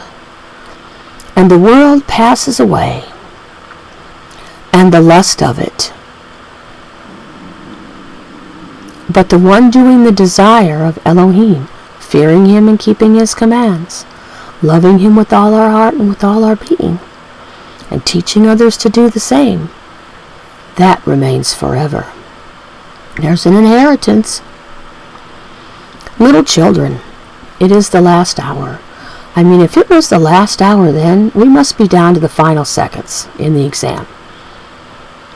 It's a timed exam. And as you have heard that the anti-Messiah is coming, even now many anti-Messiahs have come. It's a system. It's all a system. A system's been being built. And now it's at its ultimate fulfillment. This is how we know that it is the last hour. They went out from us, but they were not of us. For if they had been of us, they would have stayed with us. But in order that it might be made manifest that none of them were of us. There are some that are going to go out from us.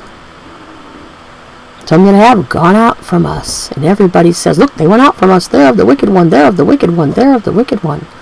Okay, just love his language. Just love him. Just follow his commands. Allow him to be the fullness of the authority inside of you, as much as you can.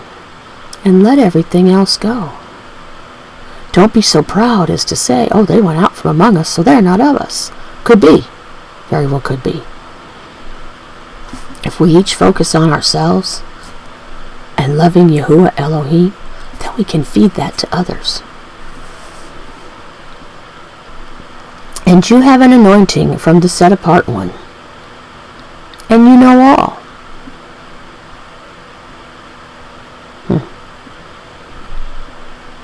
Because we love him. I did not write to you because you do not know the truth, but because you know it, and because no falsehood is of the truth.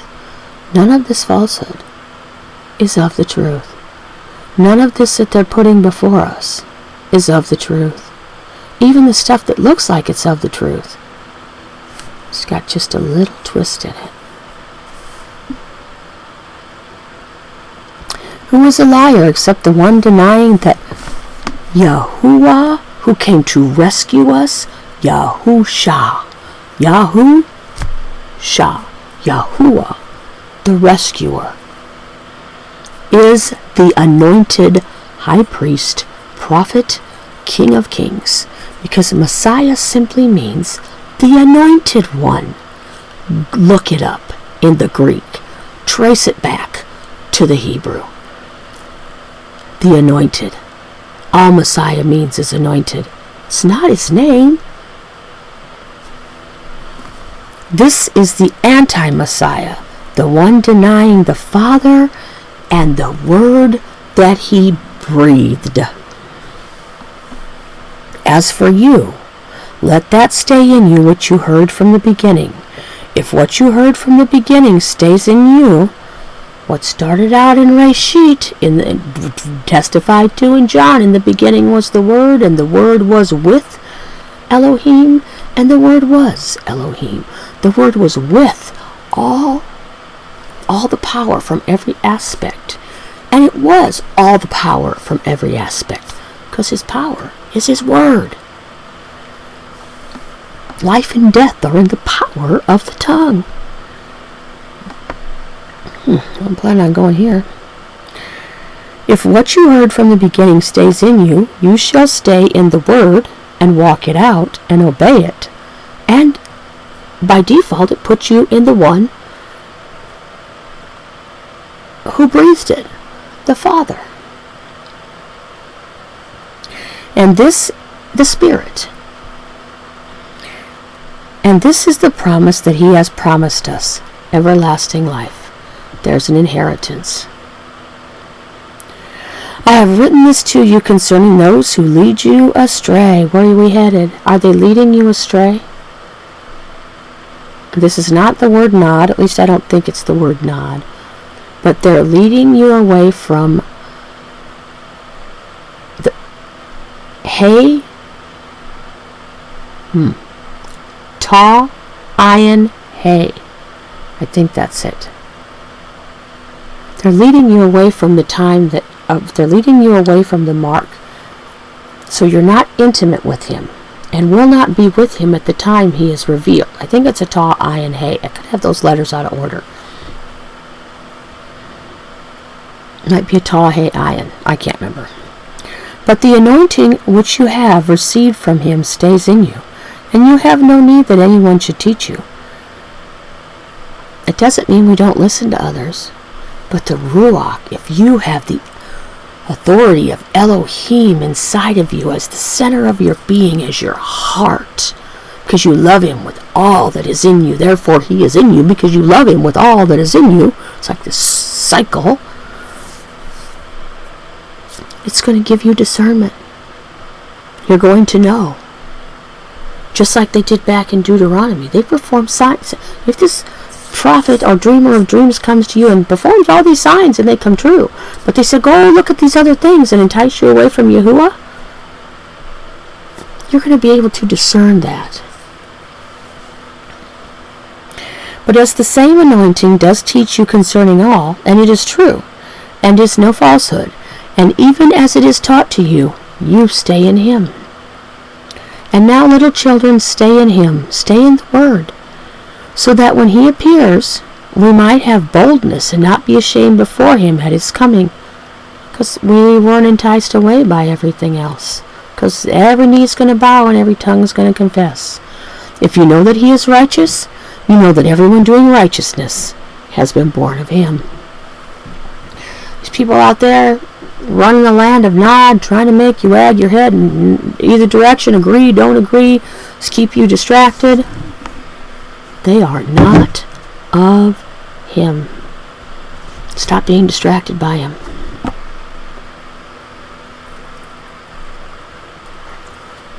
I need to take the lid off this coffee because I can't get a big enough drink.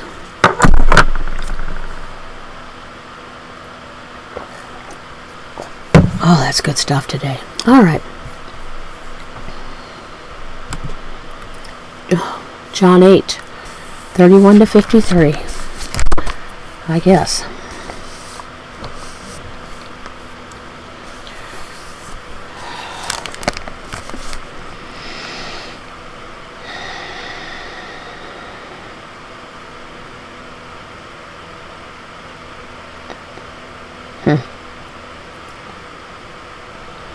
So Yahushua said to those Yehudim who believed in him, "If you stay in my word, you are truly my taught ones.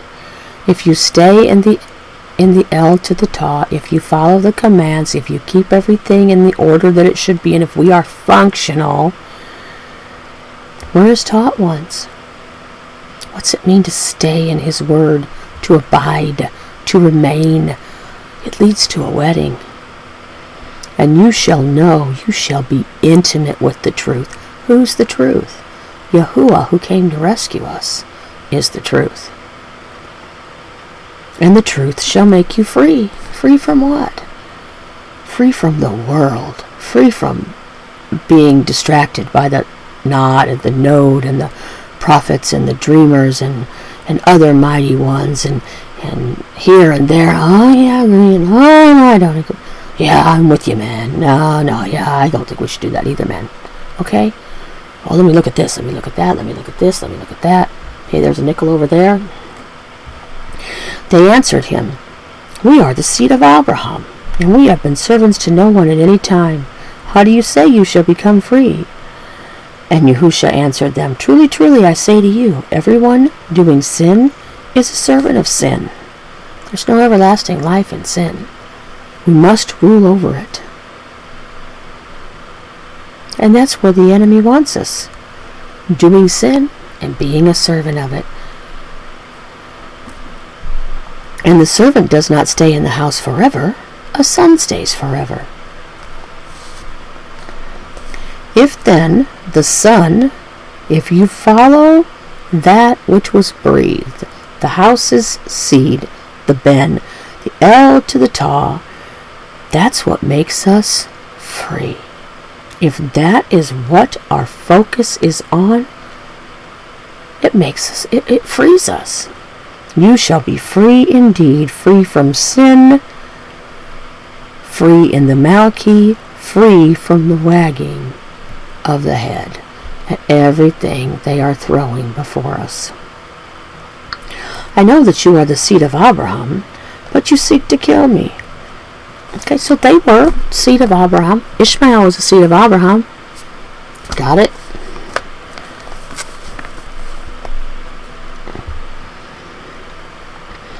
Because my word has no place in you. Because they love the darkness rather than the light. They are of the seed of Cain, the wicked one. They just love being in the land of Nod. They just allow the nodes and the whole running of the whole system and the simulation to just control them.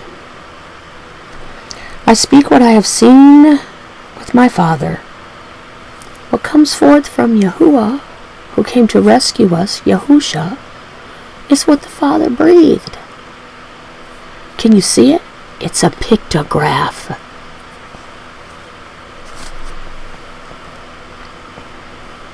He's telling you he is the pictographic language. He is what he breathed by him and through him and for him.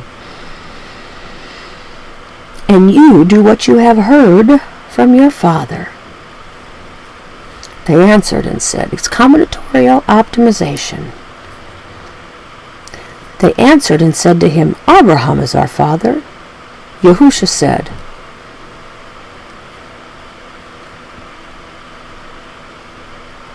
to them, if you were Abraham's children, you would do the works of Abraham. Like in Genesis 26:5. He followed his command, his charge, his Torah, something else I forget. 4 things were there. You just follow what he said. Don't be distracted by all this other stuff. But now you seek to kill me. A man who has spoken to you the truth. Okay, man sometimes goes to Ish, husband. In fact, it goes to Ish, husband, more time than it goes to Adam, which is soil. You seek to kill the seed that was planted in the earth, who has spoken to you the truth, because he was the truth which I heard from Elohim. Because what he speaks is what the Father spoke, because he is the Word made flesh. Elohim he was the fullness of Elohim body, Emmanuel, El with us, speaking from him. Yes. Yahuah said to them, if Elohim were your father, back to verse 41. Oh, Abraham did not do this. Okay, seek to kill. You do the works of your father. Then they said to him, we were not born of whoring, we have one father, Elohim. Yahuah said to them, if Elohim were your father, you would love me, you would love the word, you would love what I say, for I came forth from Elohim. Elohim, the word comes forth from Elohim, every proceeding from the mouth of Elohim, and I am here, for I have not come of myself. But he sent me, he sent his word to be made flesh, that he could dwell in it bodily. And why do these ones not know what he says? Because they are unable to hear. They have not been chosen. They have no discernment. They are of their father, the devil, and the desires of their father they do. He was a murderer from the beginning, and that is exactly what they want to do to those who love Yahuah Elohim, who abide in his word, and his word abides in them, and they follow you around as a node in the land of Nod. Because they're going to know how to get you in the end. They want to murder you spiritually, and they want to murder you physically. Quote unquote God gene. Okay? Your DNA's been changed. The land of Nod and Node and all this business is all about bringing it all to the enemy's fruition and finding you at the same time. Don't let them stick that thing up your nose or up your rear end if they want to do that. Don't let them put that needle in your arm. And don't wear that mask. He was a murderer from the beginning. He's looking to kill you. Go ahead, wear that mask. See if you don't get bronchial pneumonia eventually. And there won't be antibiotics to help you. And has not stood in the truth, because there is no truth in him. And when he speaks the lie, he speaks of his own. They've injected everything into the simulation, into near real time, into the real world, right in front of your face. We're living in a whole different time. Doesn't mean that Yahuah's Torah has changed, or what we're supposed to do has changed. It just looks different. For he is a liar and the father of it, and they are liars, and they are under the father of lies, the wicked one. Cain was of the wicked one. And because I speak the truth, you do not believe me.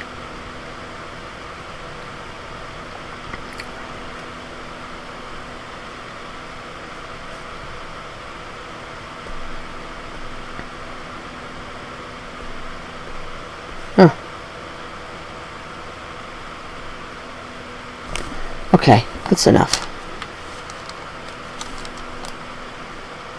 We'll stop there. We have this physical picture of it happening in the time of Yahuah who came to rescue us, Yahushua. We have it right here. It just looks different today. Does it happen in the physical like back then? Okay, yes. But for the most part, they've got us so sucked in to their world simulation. It's happening right here. I'm looking at the screen. It's happening right here. It's a lie. It's a lie.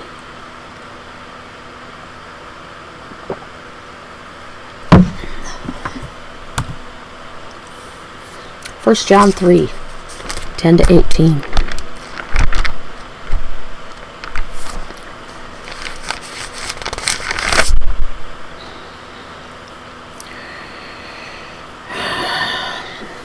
In this, the children of Elohim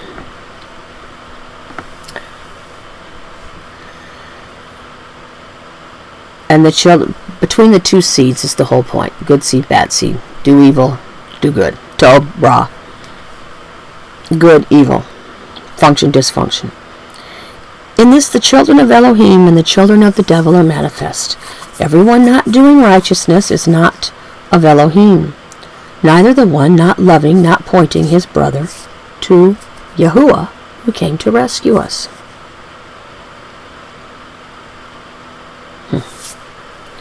Because this is the message that you heard from the beginning, that we should love one another. Again, I'm not saying you can't post scripture and talk on Facebook, but the whole thing is to drive you away, entice you away from Yahuah. That's what the whole thing's been created for. And don't tell me everyone out there is real, because I'll laugh. Because some of those people that are out there, they're just computer-generated simulations to see which direction you'll go.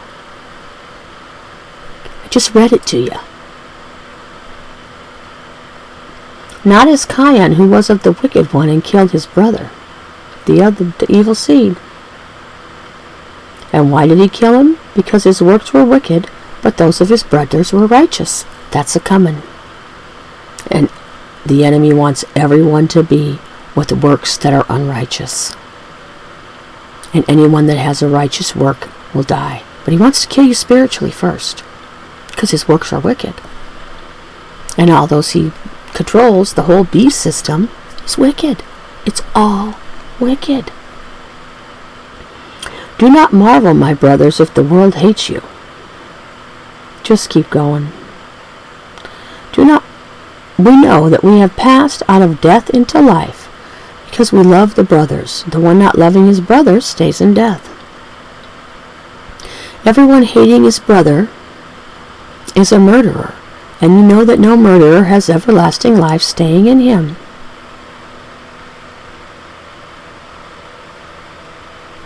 Turning him from the seed that would cause him to be intimate. Yahushua said we can murder with our mouth. Okay, well, just because we type it on a computer doesn't mean it's not coming out of, in essence, our mouth. Okay, make it be the works of your hands then. Okay, fine. By this we have known love, because he laid down his life for us, and we ought to lay down our lives for the brethren. But whoever has this world's good and sees his brother in need and shuts up his tender affections from him, how does the love of Elohim stay in him? My little children, let us not love in word or in tongue, but in deed and in truth. The two need to go hand in hand. And they're trying to suck you into giving to everything that is demonic, and you don't even know that it's wickedness behind it. Do we love our brethren, or are we being drawn away? And again, I think about some of it even looks good. Some of it's even about scripture that we got on there. Okay. And we may hit something good every now and then. There may be someone.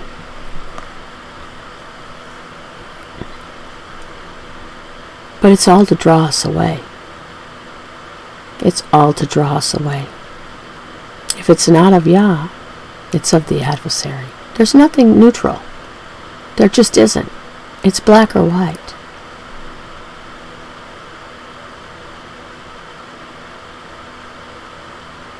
And we may do some of this good, having the world's good, and give to our brother, or we may shut up our tender affections. We could go either way.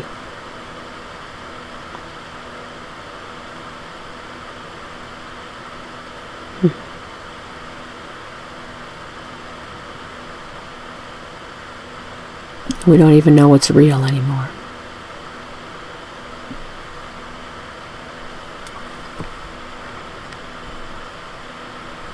Cain murdered his brother because his works were righteous and Cain's were wicked. And the day is coming. And they are sucking us in all along the way in order to draw us into that same wickedness, that there be no first resurrection for us. It just takes a little bit. Again, it's a slow fade. John 5, well, 1 John 5, 19 to 21. We know that we are of Elohim, and all the world lies in the wicked one. Is outstretched. And all the world lies in the wicked ones. All who are of the world lie in the wicked one. They're all active nodes in the land of Nod. Cain was of the wicked one. And we know that the Son, the seed of the house, the Word of Elohim, has come and has given us an understanding, so that we might know the true one. And we are in the true one, and his Son, his Word, the house's seed, Yahuah, who came to rescue us, who is the anointed. This is the true Elohim and everlasting life. Little children, keep yourselves from idols, idolatry. It's taken shape right before our eyes. Right here. Now they've got many people too scared to even go out of the house. You can just drag you right in on the computer. And we need to get out of the land of Nod. We need to love our brethren in deed and in truth. Yes, in word and in tongue. Doesn't negate in word and in tongue, but in deed and in truth. Jeremiah 4, 1 through 10.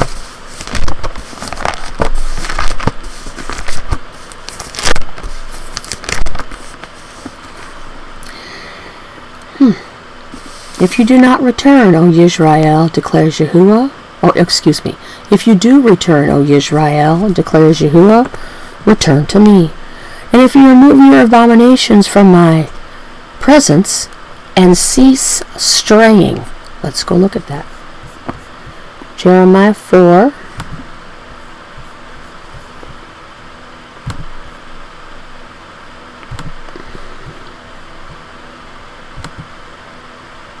Cease from where? Cease from living in the land of Nod. Cease from being an active node in the beast system and agreeing with everything they want you to agree with and disagreeing with everything they want you to disagree with, and scrolling through living in the land of Nod. There's a life to be lived out here. I know because I've been there. Here I am on YouTube. You just see a scripture or two on my Facebook. Every once in a while something. But if you go back and look where I came from, it's just not appealing anymore. To know that you're being manipulated in everything you do, that's their whole game. Life is based on manipulation. Who wants to live that way? Go watch that Social Dilemma on Netflix. If you cease from being in the land of Nod and having that be your focus, from straying from Yahuah, and shall swear, as Yahuah lives in truth, in right ruling, and in righteousness, the nations shall be blessed in him, and they shall boast in him. For this is what Yahuah said to the men of Yehudah and Yerushalayim. Break up your tillable ground. Are you going to be the new Yerushalayim that comes down out of the Shemayim? Break up your tillable ground, and do not sow among thorns. Why? Because they'll choke it out. Break up the tillable ground, the soil of your heart, so that his seed can come to fruition. I've been out there pulling weeds here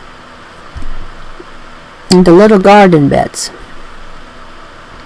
breaking up the ground, so that when I put the new good seed in, its root system can go deep. See what you can learn out here. Circumcise yourselves unto Yahuah, and take away the foreskins of your hearts. You men of Yehudah and inhabitants of Jerusalem, lest my wrath come forth like fire and burn, with none to quench it, because of the evil, the dysfunction of your deeds.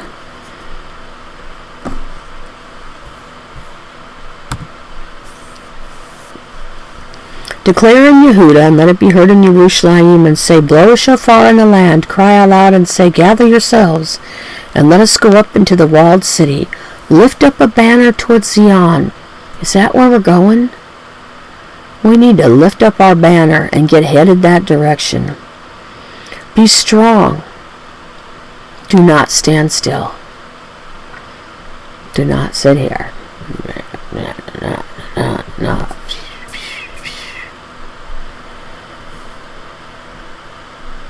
For I am bringing evil from the north and a great destruction.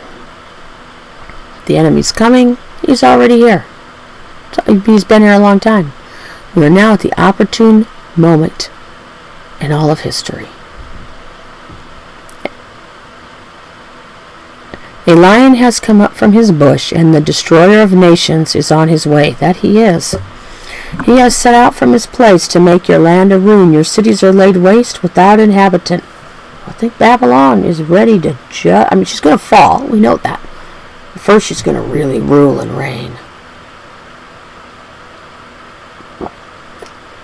She's been drunk with the blood of the saints for a long time. What makes us think it's going to be any different now?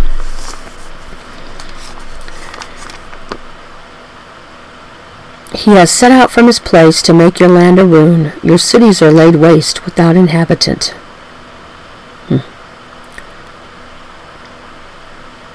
Not just the physical land, but the soil and the land of your heart. For this, gird yourself with sackcloth, lament and wail, for the burning displeasure of Yahuah has not turned back from us. And in that day it shall be, declares Yahuah, that the heart of the sovereign shall perish, and the heart of the heads. And the priests shall be astonished, and the prophets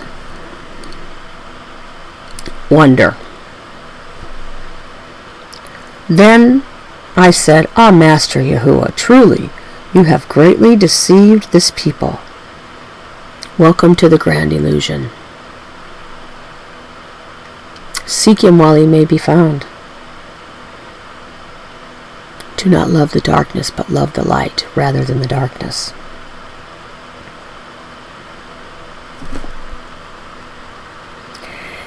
You have greatly deceived this people and Jerusalem, saying peace is for you, whereas the sword reaches to the heart. Why? Because they all want peace and safety and peace and safety. We're in the final exam.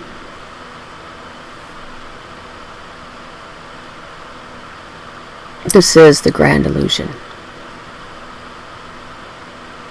You can either sit back, ask Yahuah for discernment, watch the show unfold, because you're not going to change it. Take your seat, get your popcorn. Take your seat, get your word. Okay, go out and live life. Okay, like Yahuah would have you live it.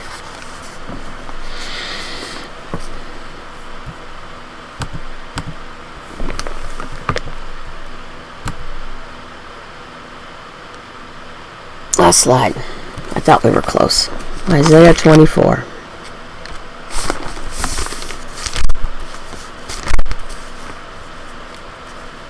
Oh, this is beautiful. The whole earth is under the sway of the wicked one, right? See, Yahuah is making the earth empty of its contents, of its inhabitants. Yeah, that's happening. And making it a waste. You see, there's a famine for the word. And shall overturn its service, and shall scatter abroad its inhabitants. Oh yeah. Oh yeah. And it shall be as with the people, so with the priest, as with the servant, so with his master, as with the female servant, so with her mistress, as with the buyer, so with the seller, as with the lender, so with the borrower, as with the creditor, so with the debtor. The earth is completely emptied and utterly plundered, for Yahuah has spoken this word. It all lies under the sway of the wicked one. And he would love to fool the elect, if that were possible, if they were not warriors in the family of heads. Pray for discernment. Brethren, pray for discernment. The earth shall mourn and wither, that it shall. The world shall languish and wither, that it is. Do not be of this world. The haughty people of the earth shall languish. Oh, praise Yahuah, because they sure are. For the earth has been defiled. It's filthy. It's polluted. It's polluted everywhere. Look at your computer. Oh, wait, I just said not to, but look at it. It's filthy. For the earth has been defiled under its inhabitants, because they have transgressed the Torah, changed the law, broken the everlasting covenant. This is why it's the way that it is. And therefore a curse shall consume the earth, and those who dwell in it be punished. Therefore the inhabitants of the earth shall be burned, and few men shall be left. Narrow is the road that leads to life. Straight. It's black or it's white. It's dark or it's light. There's no gray area. Strive to enter the narrow gate. The new wine shall fail, the vine shall languish, and those glad at heart shall sigh. The new wine shall fail, the vine shall languish, and those glad at heart shall sigh. They shall groan. The joy of the tambourine shall cease, the noise of those who rejoice shall end, the joy of the lyre shall cease. No more do they drink wine with song. Strong drink is bitter to those who drink it. They've been drinking the blood of the set-apart ones for a long time, eh? Or the adversary has. The deserted city shall be broken down, every house shall be shut, no one enters. There is crying for wine in the streets, all joy shall be darkened. The gladness of the earth shall be gone. It's gone. It's gone. The city is left in ruins, and the gate is stricken with destruction. For thus it is in the midst of the earth among the peoples, like the shaking of an olive tree, like the gleaning of grapes when the grape harvest is done. They lift up their voice, they sing of the excellency of Yahuah, they cry aloud from the sea. Therefore praise Yahuah in the east, the land of the rising sun. Are you reminded when the sun comes up of Psalm 19? Of your bridegroom coming out of a chamber? I'm not saying to worship the sun. I don't know how many times I can say that.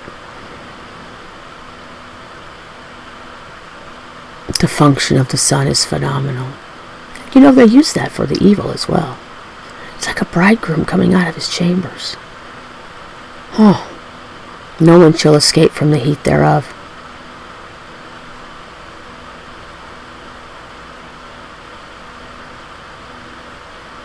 Either the chaff will be blown away, and the metal will be refined and purified. So you're going to die of the flesh, or not.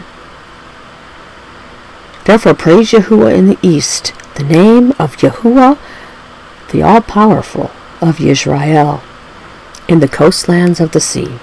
From the ends of the earth we shall hear songs, splendor to the righteous one. But I say, I waste away, I waste away. Woe to me, the treacherous betray with treachery, the treacherous betray. 5 times. Fear and the pit and the snare. Fear and the pit and the snare. You could look up those words. Are upon you, O inhabitants of the earth. It shall be that he who flees from the noise of the fear falls into the pit, and he who comes up from the midst of the pit is caught in the snare. For the windows from on high shall be opened, and the foundations of the earth be shaken. I'm thinking they might have built their house on sinking sand.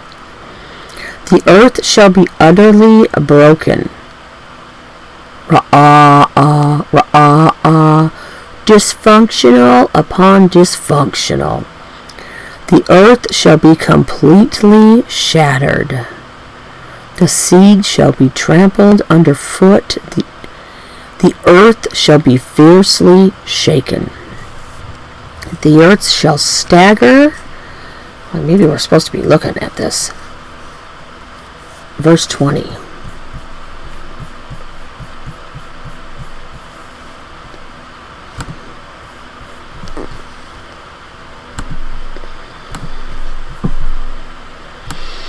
I'm sure we're supposed to be looking at it.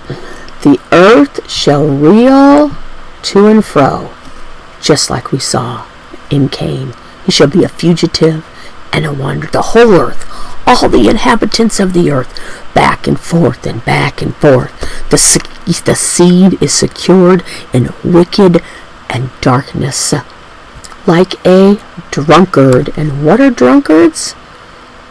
I think they're drunk with the blood of the set-apart ones, because they're under the whore that is among the beasts, that rides the beast that's among the people. She's not on top of the people, she's among the people. Yahushua was on top of the water, walking. And shall be removed. What verse am I in? 20. The earth shall stagger like a drunkard, and it shall totter, it shall shake. The whole thing shall be shaking back and forth like the land of Nod, like a cottage. It comes from En, a place for spending the night, to remain or stay the night. It's here. It's here. And until Yahuah, who came to rescue us, Yahushua comes, we're at the last seconds. It totters back and forth and back and forth and back and forth. And it just doesn't stop, day and night, day and night, day and night, day and night. And when's night? Oh, look at me, I'm pointing off the screen. And when is night? To remain or stay the night? It's dark at night.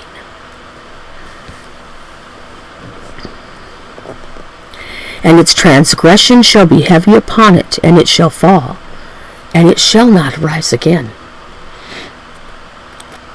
And in that day it shall be that Yahuah punishes on high the host of exalted ones, and on the earth the sovereigns of the earth. And they shall be gathered together as prisoners are gathered in the pit.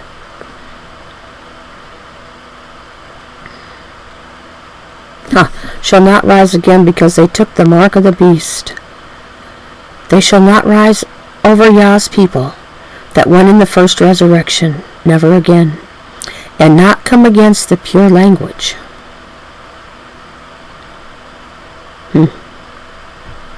Interesting.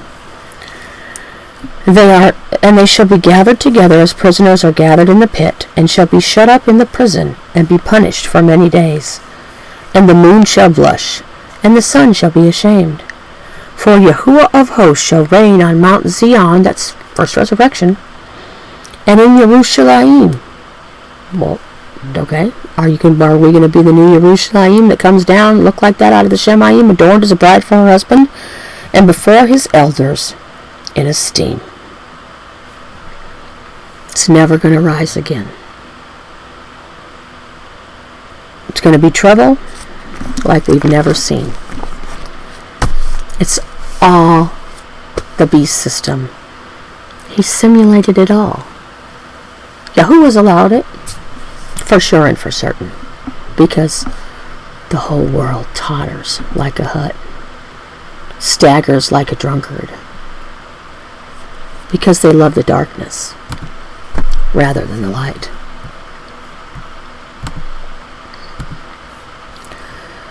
So Yahuwah, I ask you, Father,